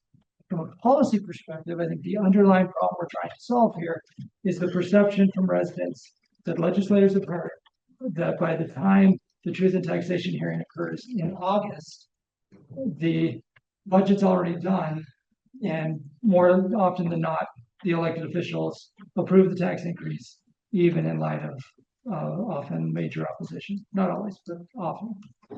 So the idea is if you have more requirements up front, that might address that concern. Go to the next one, next. This reflects the board Slido results from our October meeting, as well as Slido results from our city managers conference last month. And you can see the higher the number is the more concerned. So the most concerning to everybody was the required voter approval. Then if you look at the bottom, you can see changing the calendar and improving the clunky parts of the process were the least concerned. And so everything else was kind of mixed therein, which is why we're focusing on hard no up here, working through concepts down here.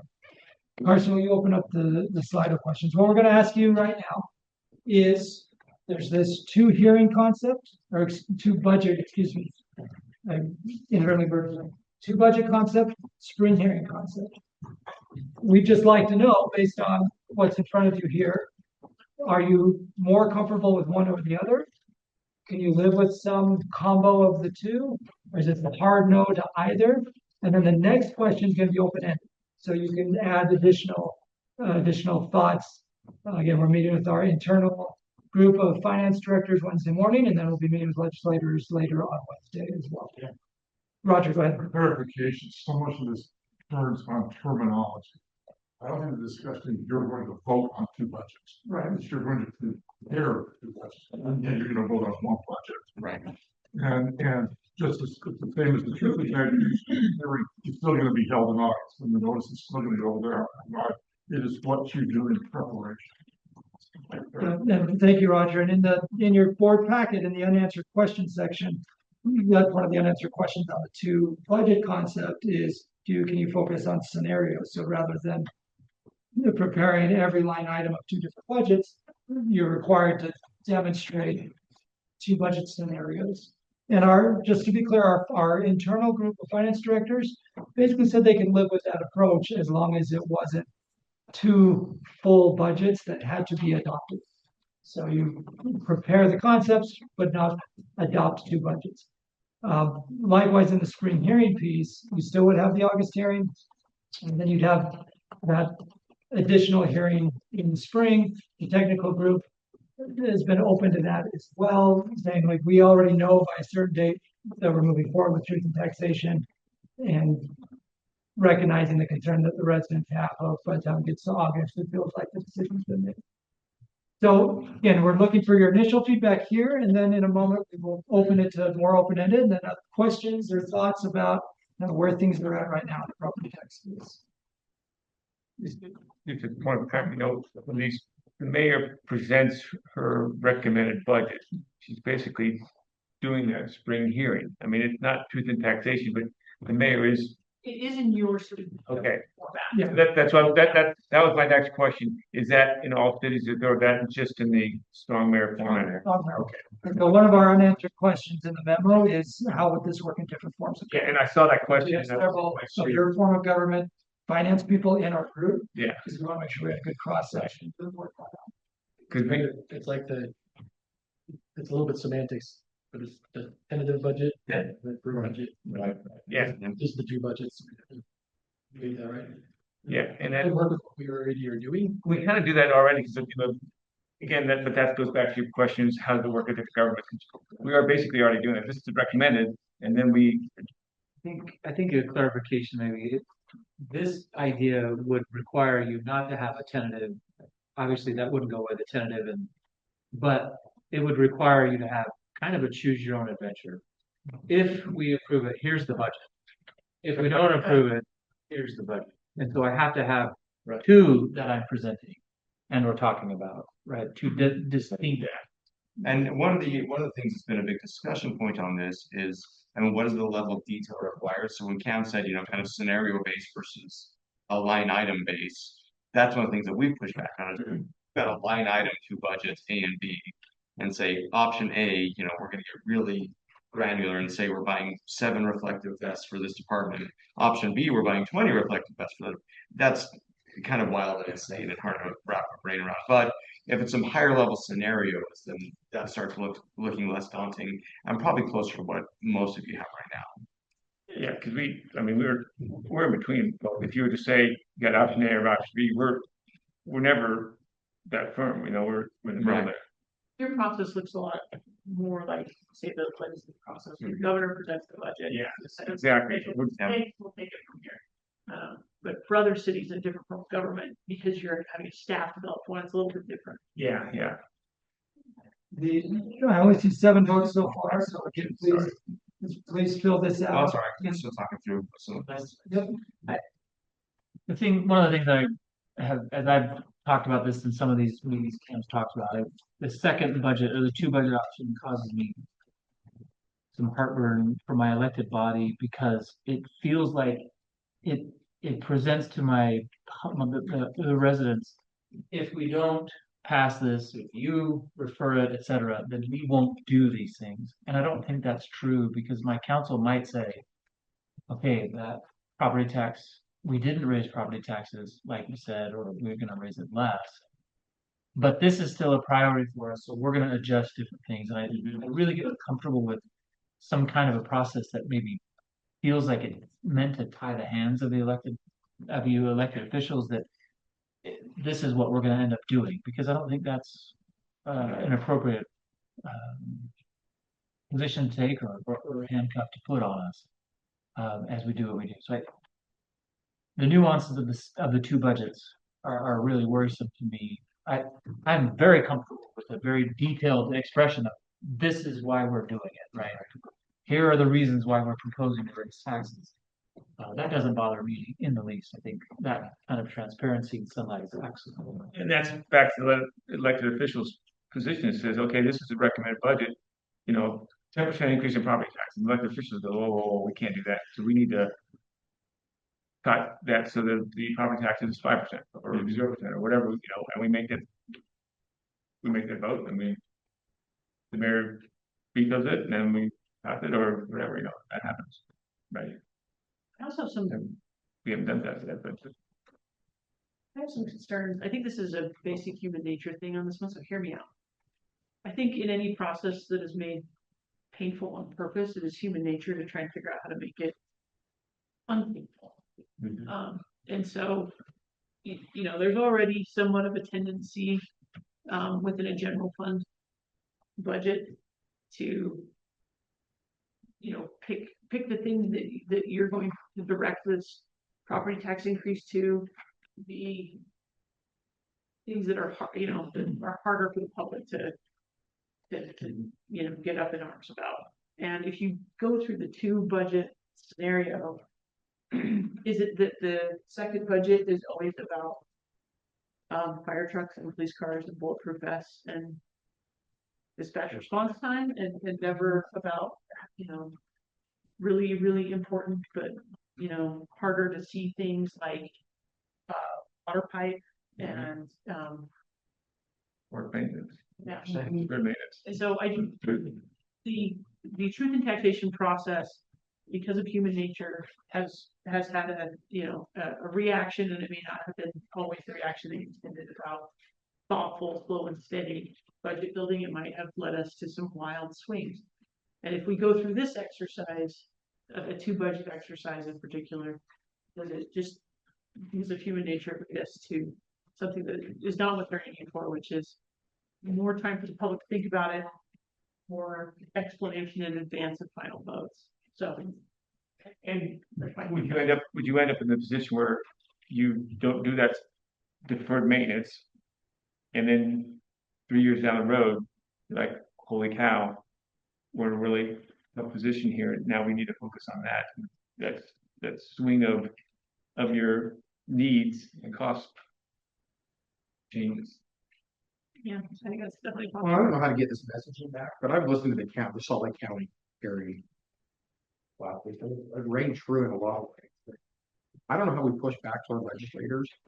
That sometimes we're being forced to raise taxes because of their mandates.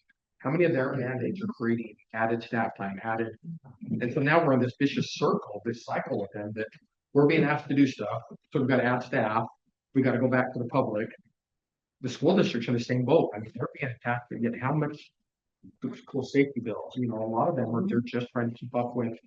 Like they never get to the root of the problem. The root of the problem is unfunded mandates and all these constant requirements on cities and schools Like, that costs money. It will cost money to do a second budget. We're probably having another finance director, ironically, probably gotta raise taxes in Harriman to bring on a finance person for this bill, right? For this, so it's just this irony that, and it's with everything, I think, that they're not getting that these mandates are costing these cities, all these entities money, which is adding to property tax.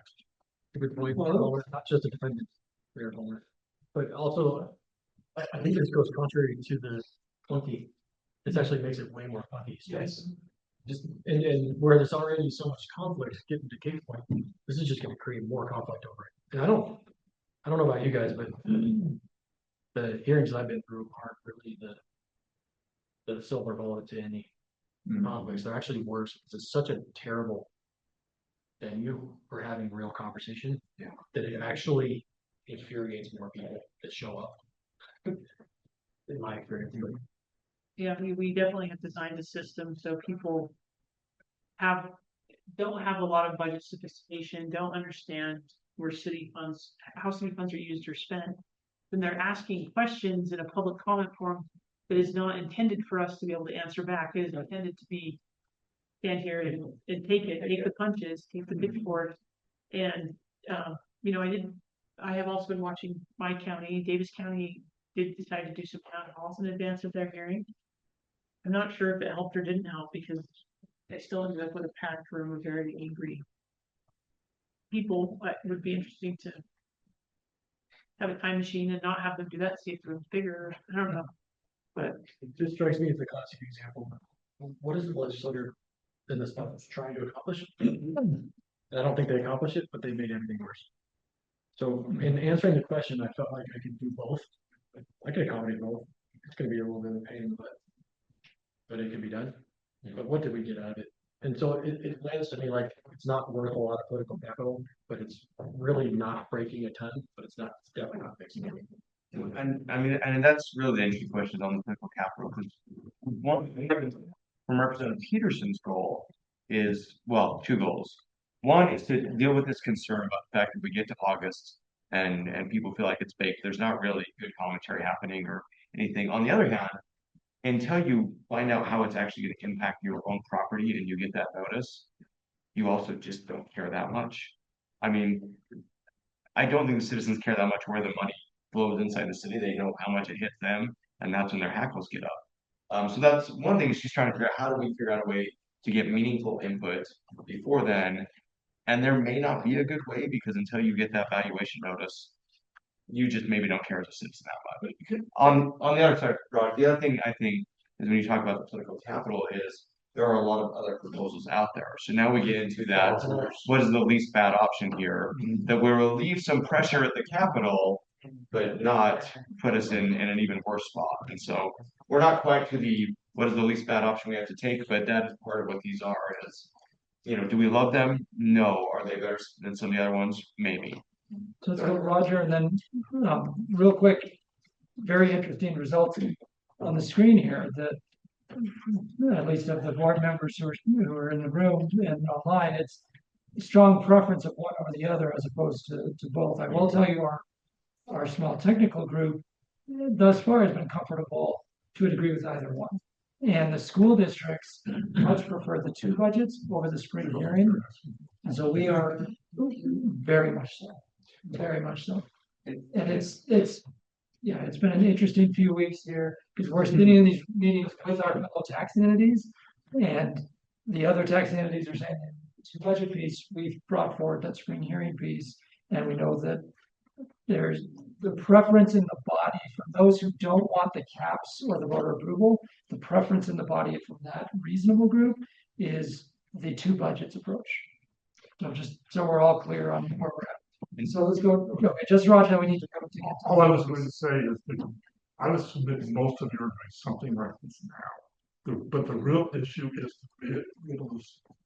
tell the legislature with a straight face, if people are unaware that we did of a discussion on truth and taxation, that we spend a significant amount of time before we arrive at this decision, that we made an outreach to our citizens to get input before we made this decision, that if they're outraged on August 10th from the truth and taxation, that's their fault. In effect, we made every effort we could to tell everybody why we made it. And that's the goal, to formalize the process, to be able to say to the legislature, no, nobody can complain that they didn't have, we solicited input, we had this before we made the decision. So we're not hearing, unless we're hearing something radically new on that truth and taxation, it is a big decision. If we hear something radically new that we miss or whatever, yeah, we'll change it, and that has happened. But the point here is to be able to tell the legislature, we're mandating some formality to the process. That we have an outreach, that you can tell your citizens, no, we held this hearing, we did this outreach, we did this. That's what it involved. So we've opened up this Slido question. I just open ended. So if there's anything that you're thinking about that you just want to make sure that we hear that hasn't come up yet, just throw it in here. Again, we're meeting with our technical group Wednesday morning, and then we'll be meeting with Representative Peterson and Senator Wilson later on Wednesday. Right now, we don't have a proposal for you to vote on. So this has been super helpful for us to get the feedback here. And I expect we will have proposals for you to consider at LPC on January 12th, because things are being actively drafted now. I also will note that at least within the House of Representatives, based on all of our intel, there are far more than 38 votes to pass caps and to voter approval. Yeah. So there is a lot of support in the House of Representatives rank and file to do that. Our hope is that we can find an alternative path here and say no to those and offer something else, that ideally doesn't make the system worse, Mayor Nadolski, but can clean up some of those other clunky items as part of trying to make the overall process better for taxpayers and taxing entities. Okay, so we'll leave this question open for a moment.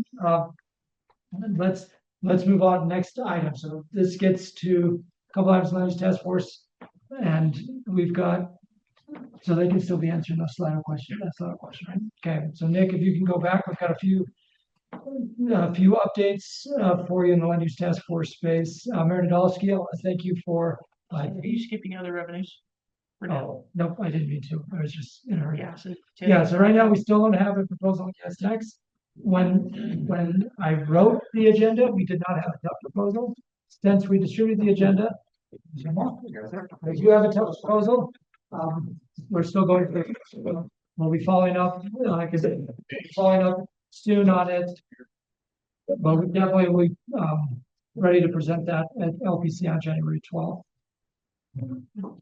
Okay, so then you're. No, I just, great. State housing plan, simple update there is the final draft's coming out in the next few days. There were a couple of additions that feel like they're targeting local government. It's broadly written enough that I think it's still okay, but there'll be two changes to what we have seen thus far. When we get to land use task force stuff, we have development standards, planning commissions, and detached ADUs. We need direction from this board in the next 20 minutes on these. Mayor Nadolski, thank you for Taylor Nelson. He has been a rock star. Yeah, he's been really, really helpful and a big conduit with us to the engineers, along with Boyd Davis from West Point. Jared is in the corner. There you are. So Jared. Wow. Merry Christmas. Yeah.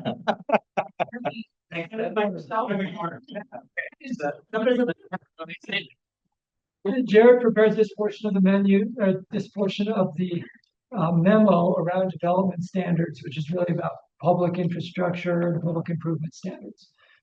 When we met back in Draper City in the summer, you gave us the direction to actively listen to the PRC. And we have spent the last few months actively listening, gathering survey data, and the like. We said no to their original proposal. Last Thursday afternoon, they gave us a new proposal, which we have summarized in the memo, and now we're going to summarize it again in Slido. Will you open up Slido? Because I think that'll be easier for folks. Jared, any additional context you want to mention here before we bring up the Slido? Okay. What you'll see in the Slido questions reflects the concepts that the PR Property Rights Coalition has brought forward. What's that? Apparently he's refreshed. I was in the middle of a beautiful essay. On, bummer. I was trying to leave it open as long as possible for the essays. Sorry. So apologize. it is open on Slido, but it won't display the answer. It'll display everybody's own answer. So if I can use this. Or if I say the Here, I haven't scrolled mine yet. Okay. So what you see in front of you via Slido is a combination of ideas the Property Rights Coalition brought us on Thursday, as well as ideas that our internal group of attorneys and engineers who have been involved in the land use task force in our internal discussions have said, actually, this could work, this could work. But right now, those conversations have stayed internal. So this is the first time we're taking a couple of those ideas to a group of elected officials. So there, you have a dozen or so options here. Some came from us, some came from the PRC. Jared in his memo tried to articulate what is the problem that the PRC wants us to try to solve here. And I think he did a great job of doing so. Problem number one is when a city has engineering standards that deviate from, we'll call them commonly used standards, and the city does not provide any sort of justification why their standards are different. And then number two is when the city requires a report, geotech or otherwise, they require a professional report and then disregard it and don't really give any reason why they're disregarding the report that the city required that the builder pay for and do. So those would be the two policy problems. That first piece around the standards has been where we've spent most of the time pushing back this summer. That is interim. The second piece has come up just in the last few weeks about how to handle the reports. So the Slido questions reflect both of these things. And really what we're trying to gauge from the board is, it was active listening in June. Are we a no on these concepts? Or are there any concepts in this list that are worth considering? And you'll see the list talks about, the city shall allow the alternative approaches prescribed by the city required report. So basically the city's standard, if the report says you can do it a different way, we have to accept it. The city shall allow alternative approaches prescribed by the report unless the city identifies deficiencies with the report. So you're required to say yes unless you can show why the report is flawed, or the city has a counter report disputing the findings. We have a question here: city standards cannot exceed the public improvement standards that are set in state law or state rule. City standards can only exceed public improvement standards set in state law if the city has analysis to show why. If there's a disagreement on reports, have a mediation process. Require the cities to identify the parameters, assumptions, and levels of service to be addressed in those city required reports. So in other words, provide more detail. If we're going to require a report, provide enough detail up front so that the report's comprehensive. Require the cities to have an informal process to consider input from the applicant during that process. Some cities do that now. We found that seems to be a best practice, but it's not a requirement. Some cities don't do it. Require cities to have a process for disagreements that would then be considered by the city executive or city council. So in other words, if the report says we could do it this way, well, there's the city way of doing things, and then we could do it this alternative way that would be less expensive. Having the opportunity for the city manager or the governing body to hear that and have that conversation, not as a formal appeal, but to have a conversation, or none of the above. So I'll give you a second to highlight, Carson, they're ranking these, right? Yep. From most comfortable at the top to most concerning at the bottom. Can I get a none of the below? Like, No, none of the above. Yeah. And from here on, None. Let's just say none of the above will be no approaches, period. I don't have a clever way to distinguish that. Sorry. somewhere around 4 or 5 or 6, or you're gonna have a none of the above. I mean that as none of the above. Yes, I understand what you're saying, and I think the numbers will. If you choose not to rank them, then that effectively makes them none of the below, right, Carson? So if I select the 2 I like and put them in the order I like them. Not ranking them usually assigns them like the lowest value. I'll try that. Yeah. And that's fine too. That's, again, we got their proposal Thursday afternoon. And this was our best effort to try to bring these ideas back to you for feedback. not trying to prejudice any thought. Going through mediation processes. Some of these are really grinding processes to a halt. Yeah. Like if time is money to them, some of these are the opposite of that. There is some irony there for sure.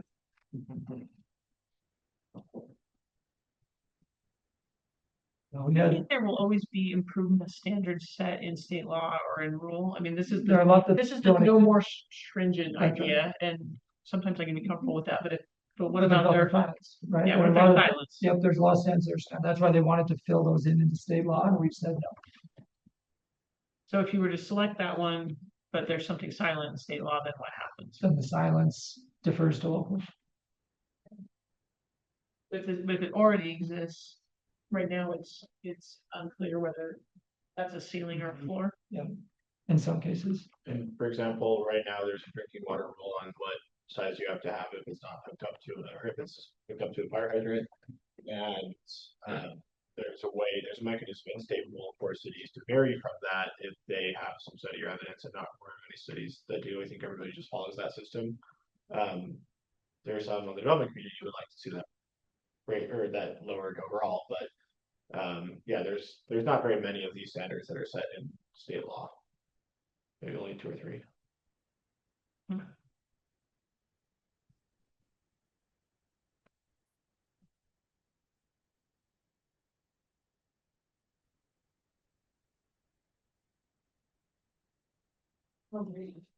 We'll leave this open for another moment. I realize it's asking a lot. Jared's memo summarized all these concepts, and then we tried to break them down here to again see if there's a path forward or not on any of them.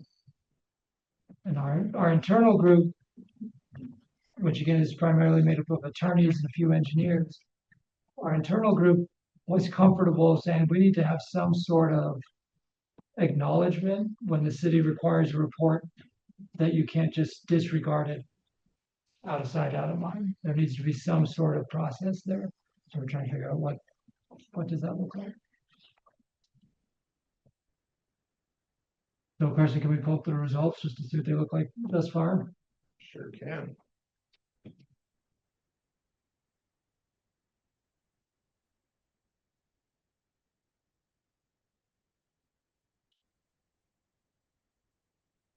And as he pulls it up, if you're still going, keep going, because just update automatically. But so the top is most comfortable, correct? Correct. Okay, so most comfortable, and this is where we'll focus on for now.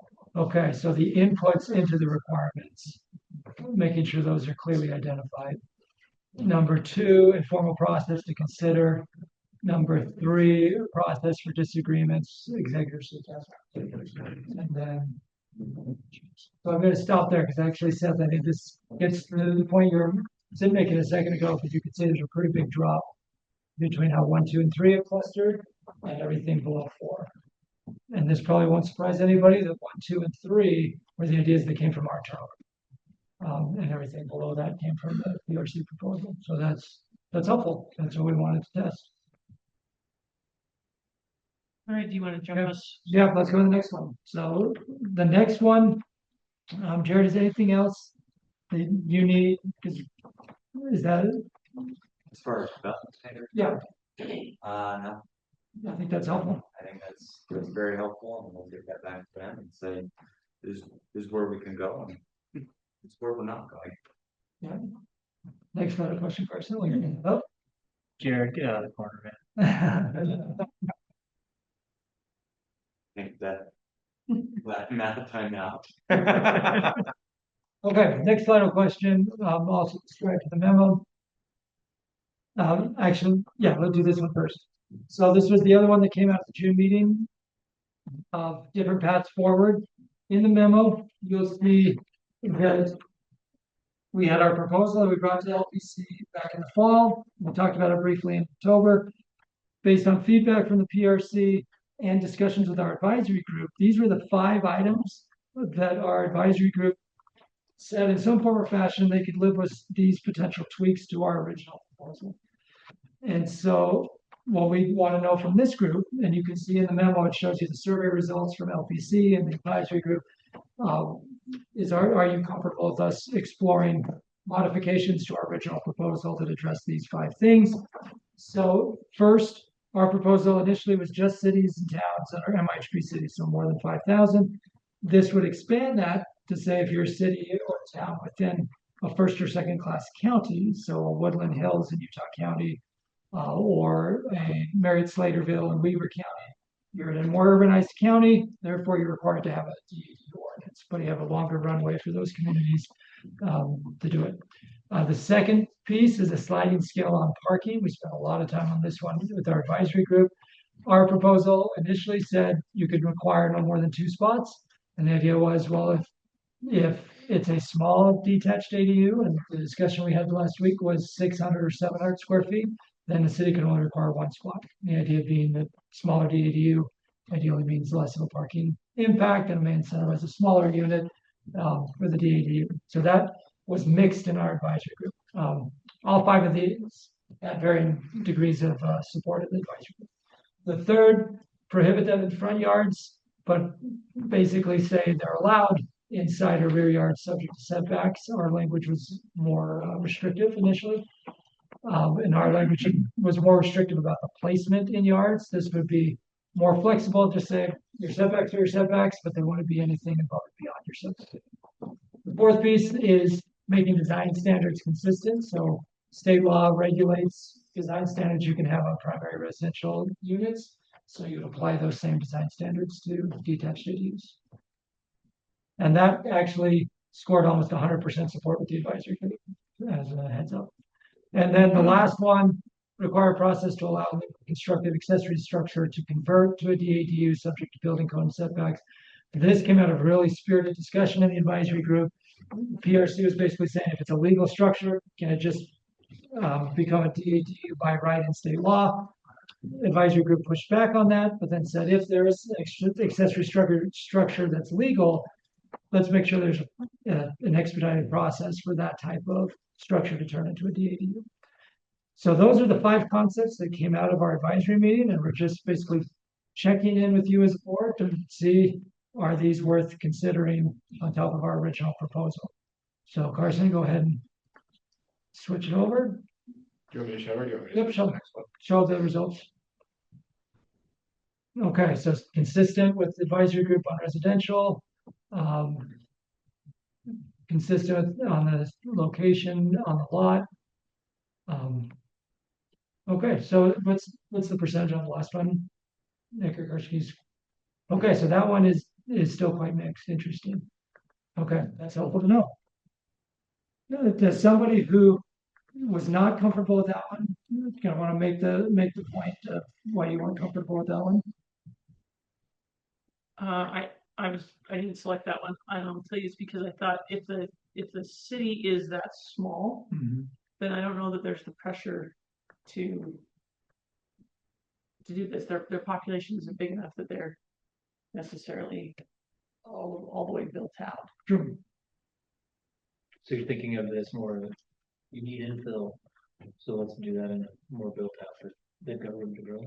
Yeah, like I would rather see those communities within a county of first and second class focus on small lot single family homes with ownership opportunities than if they're small, they only can throw their efforts at so many things. Yep.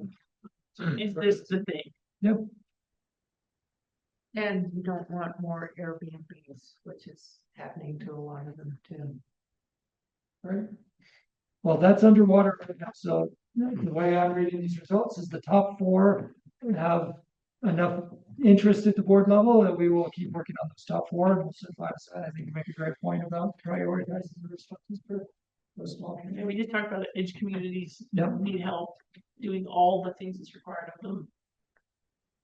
Why layer having a ADU policy on top of when there's just so many other things they need to do? Yep. Good point. Not hearing any counter to that, I'm going to keep going. I'm trying to rapid fire us here to see if we can be done by 2:10. So next, Carson. Okay, this was the other item that Jared had in the memo. This was discussion on Thursday as well. And this coming back to Mayor Nadolski's question a while ago, what's the problem we're trying to solve? We've had some communities where you've had planning commissioners who have, for lack of a better term, been engaged in campaigns for or against land use applications. So campaigns on the public side outside of their role. And the Property Rights Coalition has brought some of those sources, those concerns to us and said there's got to be a way to facilitate removal of certain planning commissioners when they're engaged in that type of conduct. So initially, they had a list that was much broader, and we said, no, that should all be left to the city to determine if that's a reason to remove. And then we have some cities that don't actually have a removal process for planning commissions. Salt Lake City, Nick Norris was on the call. He said he walked through Salt Lake City's removal process, and Salt Lake City had actually removed a planning commissioner fairly recently for this exact type of conduct. Okay, good. So you're about. I won't ask any more details in a public meeting. But the city removed it rather than the developer. Yeah, the trying to city, force, right. So the thought was, do you in state code say, one, a city has to have a removal process for planning commissions? Best practice anyway, but you have to have a removal process. And two, you can be removed for cause, but the only definition of cause you put in code is basically if a planning commissioner is engaged in advocacy for or against a land use application outside of the meeting.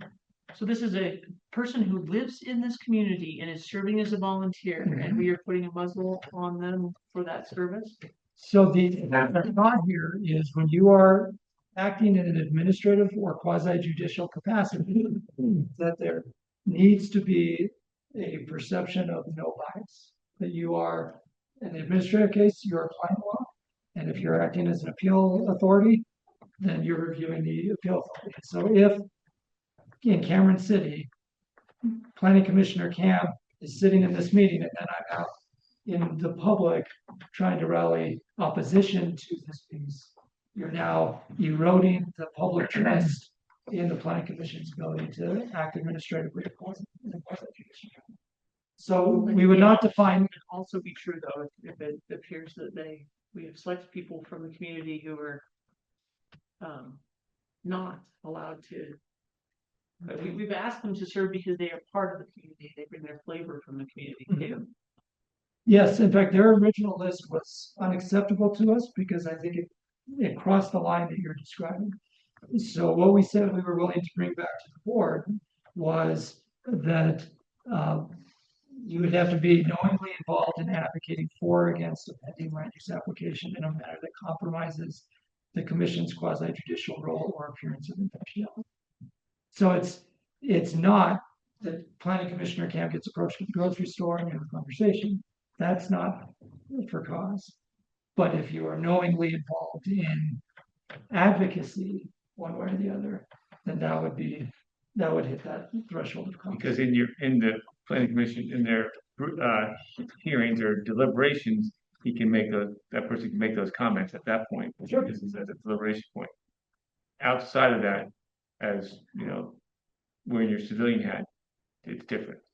Right, and when you're in the planning commission, you should be looking at the law and applying the law, right? Yeah. Or you're not asking for a shall be removed. This would be, so right now we don't have specific language. The concept I wrote in the memo is trying to describe it. So that's why right now we're just looking for kind of direction, like does this make sense for us to proceed? And the idea would be that you could be removed for cause. Cities define cause, but in this one definition of cause would be in state law, and it would be around the perception of impartiality, the perception of bias. And the bias would be in that piece. Well, I think you'd have to definitely put in that openly public. Yes. Right? Yeah. Because like you said, the grocery store conversation, because if you disagree with something and somebody also does, the public, and they're coming to you for information, then that's your job, right? Yep. That is your job to help. So their original language would be that a reason for removal. We said absolutely not. Gotcha. Okay. Where by the end of this discussion Thursday, where we had filed the conversation down to was you are knowingly and publicly involved in an effort to advocate for or against something, because that gets to the, are you applying the law? Or are you coming in with some sort of bias for or against the project? I have the same concerns. I feel like this is gonna just play really badly for us, just even looking at this language. And I realize this is a process right now, and I'm perfectly happy to say, let's see how this evolves, but knowingly involved in advocating, I could easily see if the PRC could be the lever that says, okay, we want this person removed, or whomever, I don't know who is the catalyst for the process. But if you're at the grocery store and someone says or in the parking lot, they say in a public environment, I really am not supportive. It's semantics on are they advocating or not. And I could see this just, I'm very concerned. Like, I ran into, I And they advocate. Kate Community Busybody on community social media page. I was at the grocery store and I talked to Planning Commissioner Amy, and Planning Commissioner Amy told me how much she hates this proposal, et cetera, et cetera, et cetera. And so now it appears as though Planning Commissioner Amy has engaged in behavior that would trigger this, but it's this, like, I just feel like this is gonna be a mess. If the city has a policy and the policy has, and they've adopted standards of what is expected from those planning commissioners, and then they have a way to, have the mayor and the council review that and remove that person, great. But having the developer be the one who's going to trigger some type of a process based through their So right now, lens, I don't know. So right now, we haven't said anything about what the trigger is. So we're just trying to figure out, is there a definition that gets to this perception of bias piece? Because again, they're supposed to be acting administratively or in the quasi judicial role. And so if there's a perception of bias that you're not getting a fair shake. But does this have to be one of the solutions? Is this solving the problem? Because we already are addressing, shoot, we saw the Sandy judgment this morning, right? Yep. So the solution is you're following the law and administering the law appropriately. Do we have to also have this? Like, this seems a little bit, I don't know, it seems too far when you're already assuming or should be able to act upon if they're not following the law. There is a legal process to remediate that already, right? Yes, but I guess my counter would be coming back to the Salt Lake example, a couple of the cities we talked about Thursday. Some cities have a removal process now and some don't. So if you could encourage it, or you could say as part of the responsibility of having a planning commission is you have to have a removal process. Yeah, I think I'm fine with having a removal process. I think I'm fine with having for cause, as long as it's not that they dictate. Yeah. Right. And so if I have the process and the mayor is the one that appointed with the consent of the council, and if it happens to be the same thing in reverse, that the mayor and the council can consent, that's totally fine with me. But I think if it's coming from some outside group because they raise these issues, shall be or she shall be removed, I don't like that at all. I think that's witch huntable.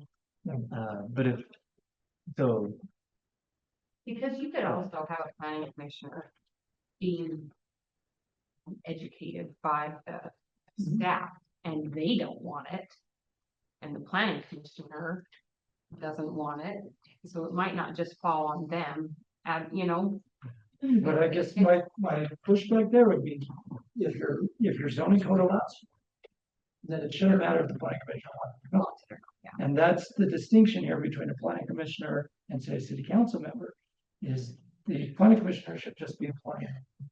And the personal feelings get complicated when you're trying to stay in the lane. And part of what intrigued us when we were talking through this on Thursday, we went from here down to this funnel, is it does get to who's responsible for what pieces of the process and helping to delineate everybody's lanes. So anyway, only 7 people have responded. Please let us know. Again, this was the smell test because we don't meet with LPC until January 12th. And we wanted to test with some elected officials, like, is this worth considering or not? So we have 7 people have responded thus far. Please give us a few more. And then we only have one more Slido and one more official action. So I'm gonna throw out one last thing as you're Yeah, seeing go the ahead. next thing. This would probably be a different conversation if the league and cities didn't find themselves constantly subject to an onslaught of anecdotal crap stories from the PRC. And because that is just what we face, and it is really, really frustrating to all of us. It makes having a discussion about someone acting in their quasi judicial capacity and this report that they've done X or this allegation. I just have 0 degree of trust. Amen. And so having them then want to put in state code of process when we have 0 degree of trust about crap anecdotal stories that from our perspective almost always are not the way they initially pitch them, because process and details matter. I am so uncomfortable with them right now. I do. That's why we've done our due diligence to understand what are the actual fact patterns underlying this. So you're almost like, you're saying a city should have a removal process and should define that removal process. The city should have it. That's basically it. You want me to have an impeachment process on it? We're just saying that it only defines this one piece as cause for removal. Process. I see this differently because we've been through this before and it was super painful. Yeah. In the prior admin, not mine. And if it's happening and we don't want that to be the case, I think this just strengthens the argument for the mayor to take action. So I see this as potentially cautionary. I agree. I think you want to be able to remove if you want to remove them. But I do want to know that there's not. See, that's what I'm saying. We have a process, so we follow our process. We don't want someone else to dictate the process. We should be developed. If they're mad at somebody, control of that process. If they're mad at somebody because Seth, the planning commissioner, didn't get impeached or kicked out, they can be mad at the mayor. If the mayor went through the process of yay or nay on that, I'm fine with it. I just think that it should be objective. The process can be required or not. As we're looking at the cause, I should have an objective analysis to get your concerns, these rumors. So it removes the subjectivity and it gives me the strength in state law to say, I'm just holding you accountable to state law and the expectation that was up front that you commit to and your group. It's very objective. It's not political because those planning commissioners that are being activists in that role, trust, they will blow this up in your face and make it political and it'll be an absolute mess. So I think a mayor needs some support in actually pulling through. Good point. Super helpful. Carson, you want to just show the results here? Okay, that's really split. That's actually super helpful. And this feedback, this discussion's been great to help us know where to try to go from there. So thank you. Next, Carson. Okay, Jared, will you take 30 seconds because we're right at our time and I still have a couple things I need to hit. So can you take 30 seconds and just explain the letter that's in the board packet, what we hope to accomplish from it, and then we just want to smell test right here. Yeah, this letter was composed to attempt to try to build relations with the various stakeholders in housing, meaning specifically the builders, the Home Builders Association, the Association of Building Officials, the Property Rights Coalition, and so getting together to better understand what to do when certain conflicts arise. So what you'll see in the second page there is a guide to conflict resolution. This outlines various duties, the conflicts that builders have, the conflicts that municipalities have, basically all the complaints that everyone has, and provides joint solutions.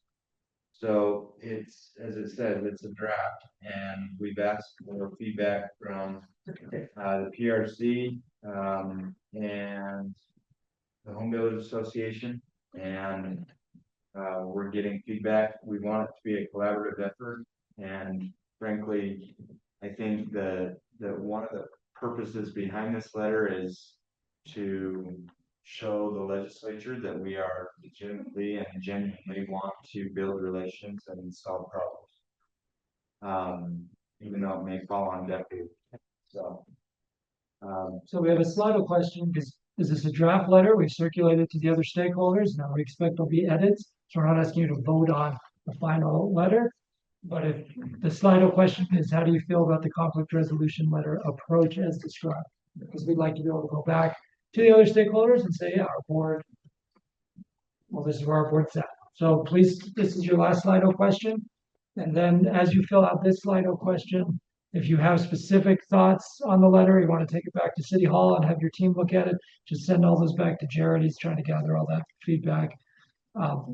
In a moment, I'll turn it to Jared to ask, or he's going to make a recommendation on the amicus brief. We've talked about this at length the last couple of meetings, so that'll just be a quick up and down. So Jared, we've got votes that are trickling. I think people are still reviewing the letter here.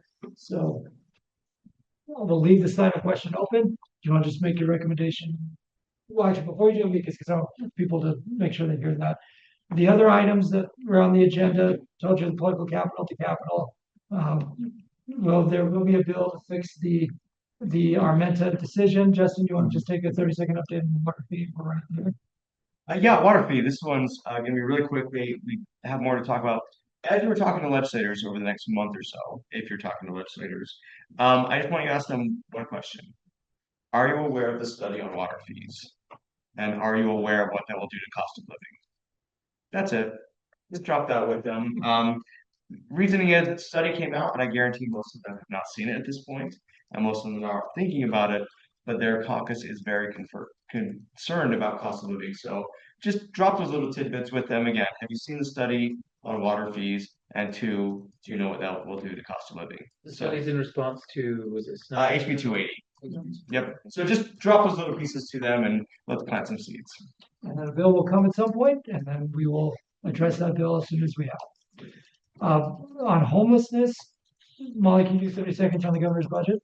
Sure, Governor, proposed a $30.8 billion budget, down a bit from last year. First time there's been a decrease in quite a while. Identifies about $50 million in homelessness funding. $25 million one time intended to go towards the campus. $5 million one time intended to go directly to the other side academy. And then in the ongoing bucket moving forward, $20 million. For those of you wondering, does the past $25 million appropriation for the campus plus this $25 million appropriation pay for campus? The answer is no. But he has said he expects assistance from the federal government and local governments, and we still don't know what exactly that means. Molly will be bringing together the shelter city. So those of you who are on board shelter city, she's going to bring together a meeting in early January. Partly we've been waiting to hold this meeting. We're trying to get these other details, and these other details are just hard to come by. There's a lot of conflict in that space and a lot of transition in that space. And so we're trying to get as much intel as possible. Then we'll bring the shelter cities together in early January and then bring back their feedback to the board on local officials day on the 21st. Molly, anything else on that front? Oh, yeah. Great. So constitutional provisions, we know there will be a constitutional amendment around initiatives and legislative authority. That is coming. We will consider it when it gets here. So in a nutshell, those are all the big ticket policy priorities. There will be other issues that arise, but as of now, that's where we are spending the bulk of our time and bandwidth. President Bradshaw, I would welcome just a motion to confirm these as our priorities for the upcoming session, knowing that more is still to come as more bills come out. You need a specific motion. We will do it, make this. Okay. So items on agenda item 7, we have a motion to support the staff direction and description on items 2 through 9 under agenda item 7. So moved as eloquently stated. Yeah. Thank you for the motion and the second. All in favor, please say aye. Aye. Aye. Any opposed? Perfect. Then the Slido results for the letter. That's really helpful. So For those of you who are in that uncertain space, please follow with Jared. Ditto with Selma Comfortable. We'll continue editing. And then Amicus, can you do that 1 minute? We just need an official recommendation and we'll wrap. Yes, last board meetings, we have, the board voted, to participate in litigation, related to the Maine v. Salt Lake City case, related to wrongful death and claim of negligent policing. The board voted on approving and signing on to an amicus that was filed, by Hearns in another Moab case, similar case, same facts, almost same facts. There is now an amicus going to be filed in the same case that the board voted on, but just an amicus that has been written by UAC and the trust, and they are signing on to an amicus brief. So last time you voted to sign on to the board voted to sign on to the current brief. This motion or this consideration would be to sign on to the UAC / trust brief. That's the only difference. And the amicus on both of them they're very similar as far as the arguments. Any questions, or is anyone prepared to make a motion?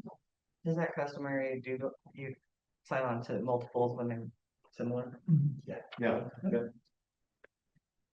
I was thinking Jared would write his own brief that would like take ditto, but you'd reorder the paragraphs. Ditto would be the second paragraph. Yeah. So the way that happens is we would literally just sign the bottom of the end. Along with, yeah. There may be a sentence or two about the league joining, but Motion then? I'll make a motion to sign on to the UAC. Okay, a motion from Councilor Whitberg, and a second. I guess I'm up for a second. Oh. Mayor. All right, Councilor Whitberg. All right, we have a motion and a second. All in favor, please say aye. Aye. Aye. Okay, great. Perfect. And then I'll hit this 1 minute. You have a gold bag in front of you. That is your board gift for the holidays. Merry Christmas, Happy holidays. Those online will mail it to you. The governor on Friday announced his first ever Utah First Homes Award. Ogden City, Draper City, all received this award. He wants to recognize local governments that are doing what they can in their space to promote housing affordability and ownership and all the pieces we've been talking about. So we've given a lot of examples to the governor's office, and we plan to continue showcasing different things that cities can do there. And Ted Knowlton over WFRC and the North Salt Lake City Council had a great op-ed on centers, and it's been part of our strategy around centers work and promoting centers at the Capitol and at the public. So that'll be in Friday Facts. Please let us know when your inaugurations are. We've gathered intel from about 50 communities now. We'll be sending our staff to as many as possible those first couple of days in January. So please let us know when your inaugurations are, and please register for Local Officials Day on January 21st. LPC will be on January 12th, and we have a lot to bring back to LPC, and we'll have other different work group meetings between now and then, and then the session kicks off on January 20th. But between now and then, we hope you have a happy holidays and a Merry Christmas, and thanks for your participation and leadership in the week. The motion to adjourn to go spend time on our island by ourselves. So moved. Exactly. All right, all in favor of adjourning, please say aye. Aye. Thanks, everybody.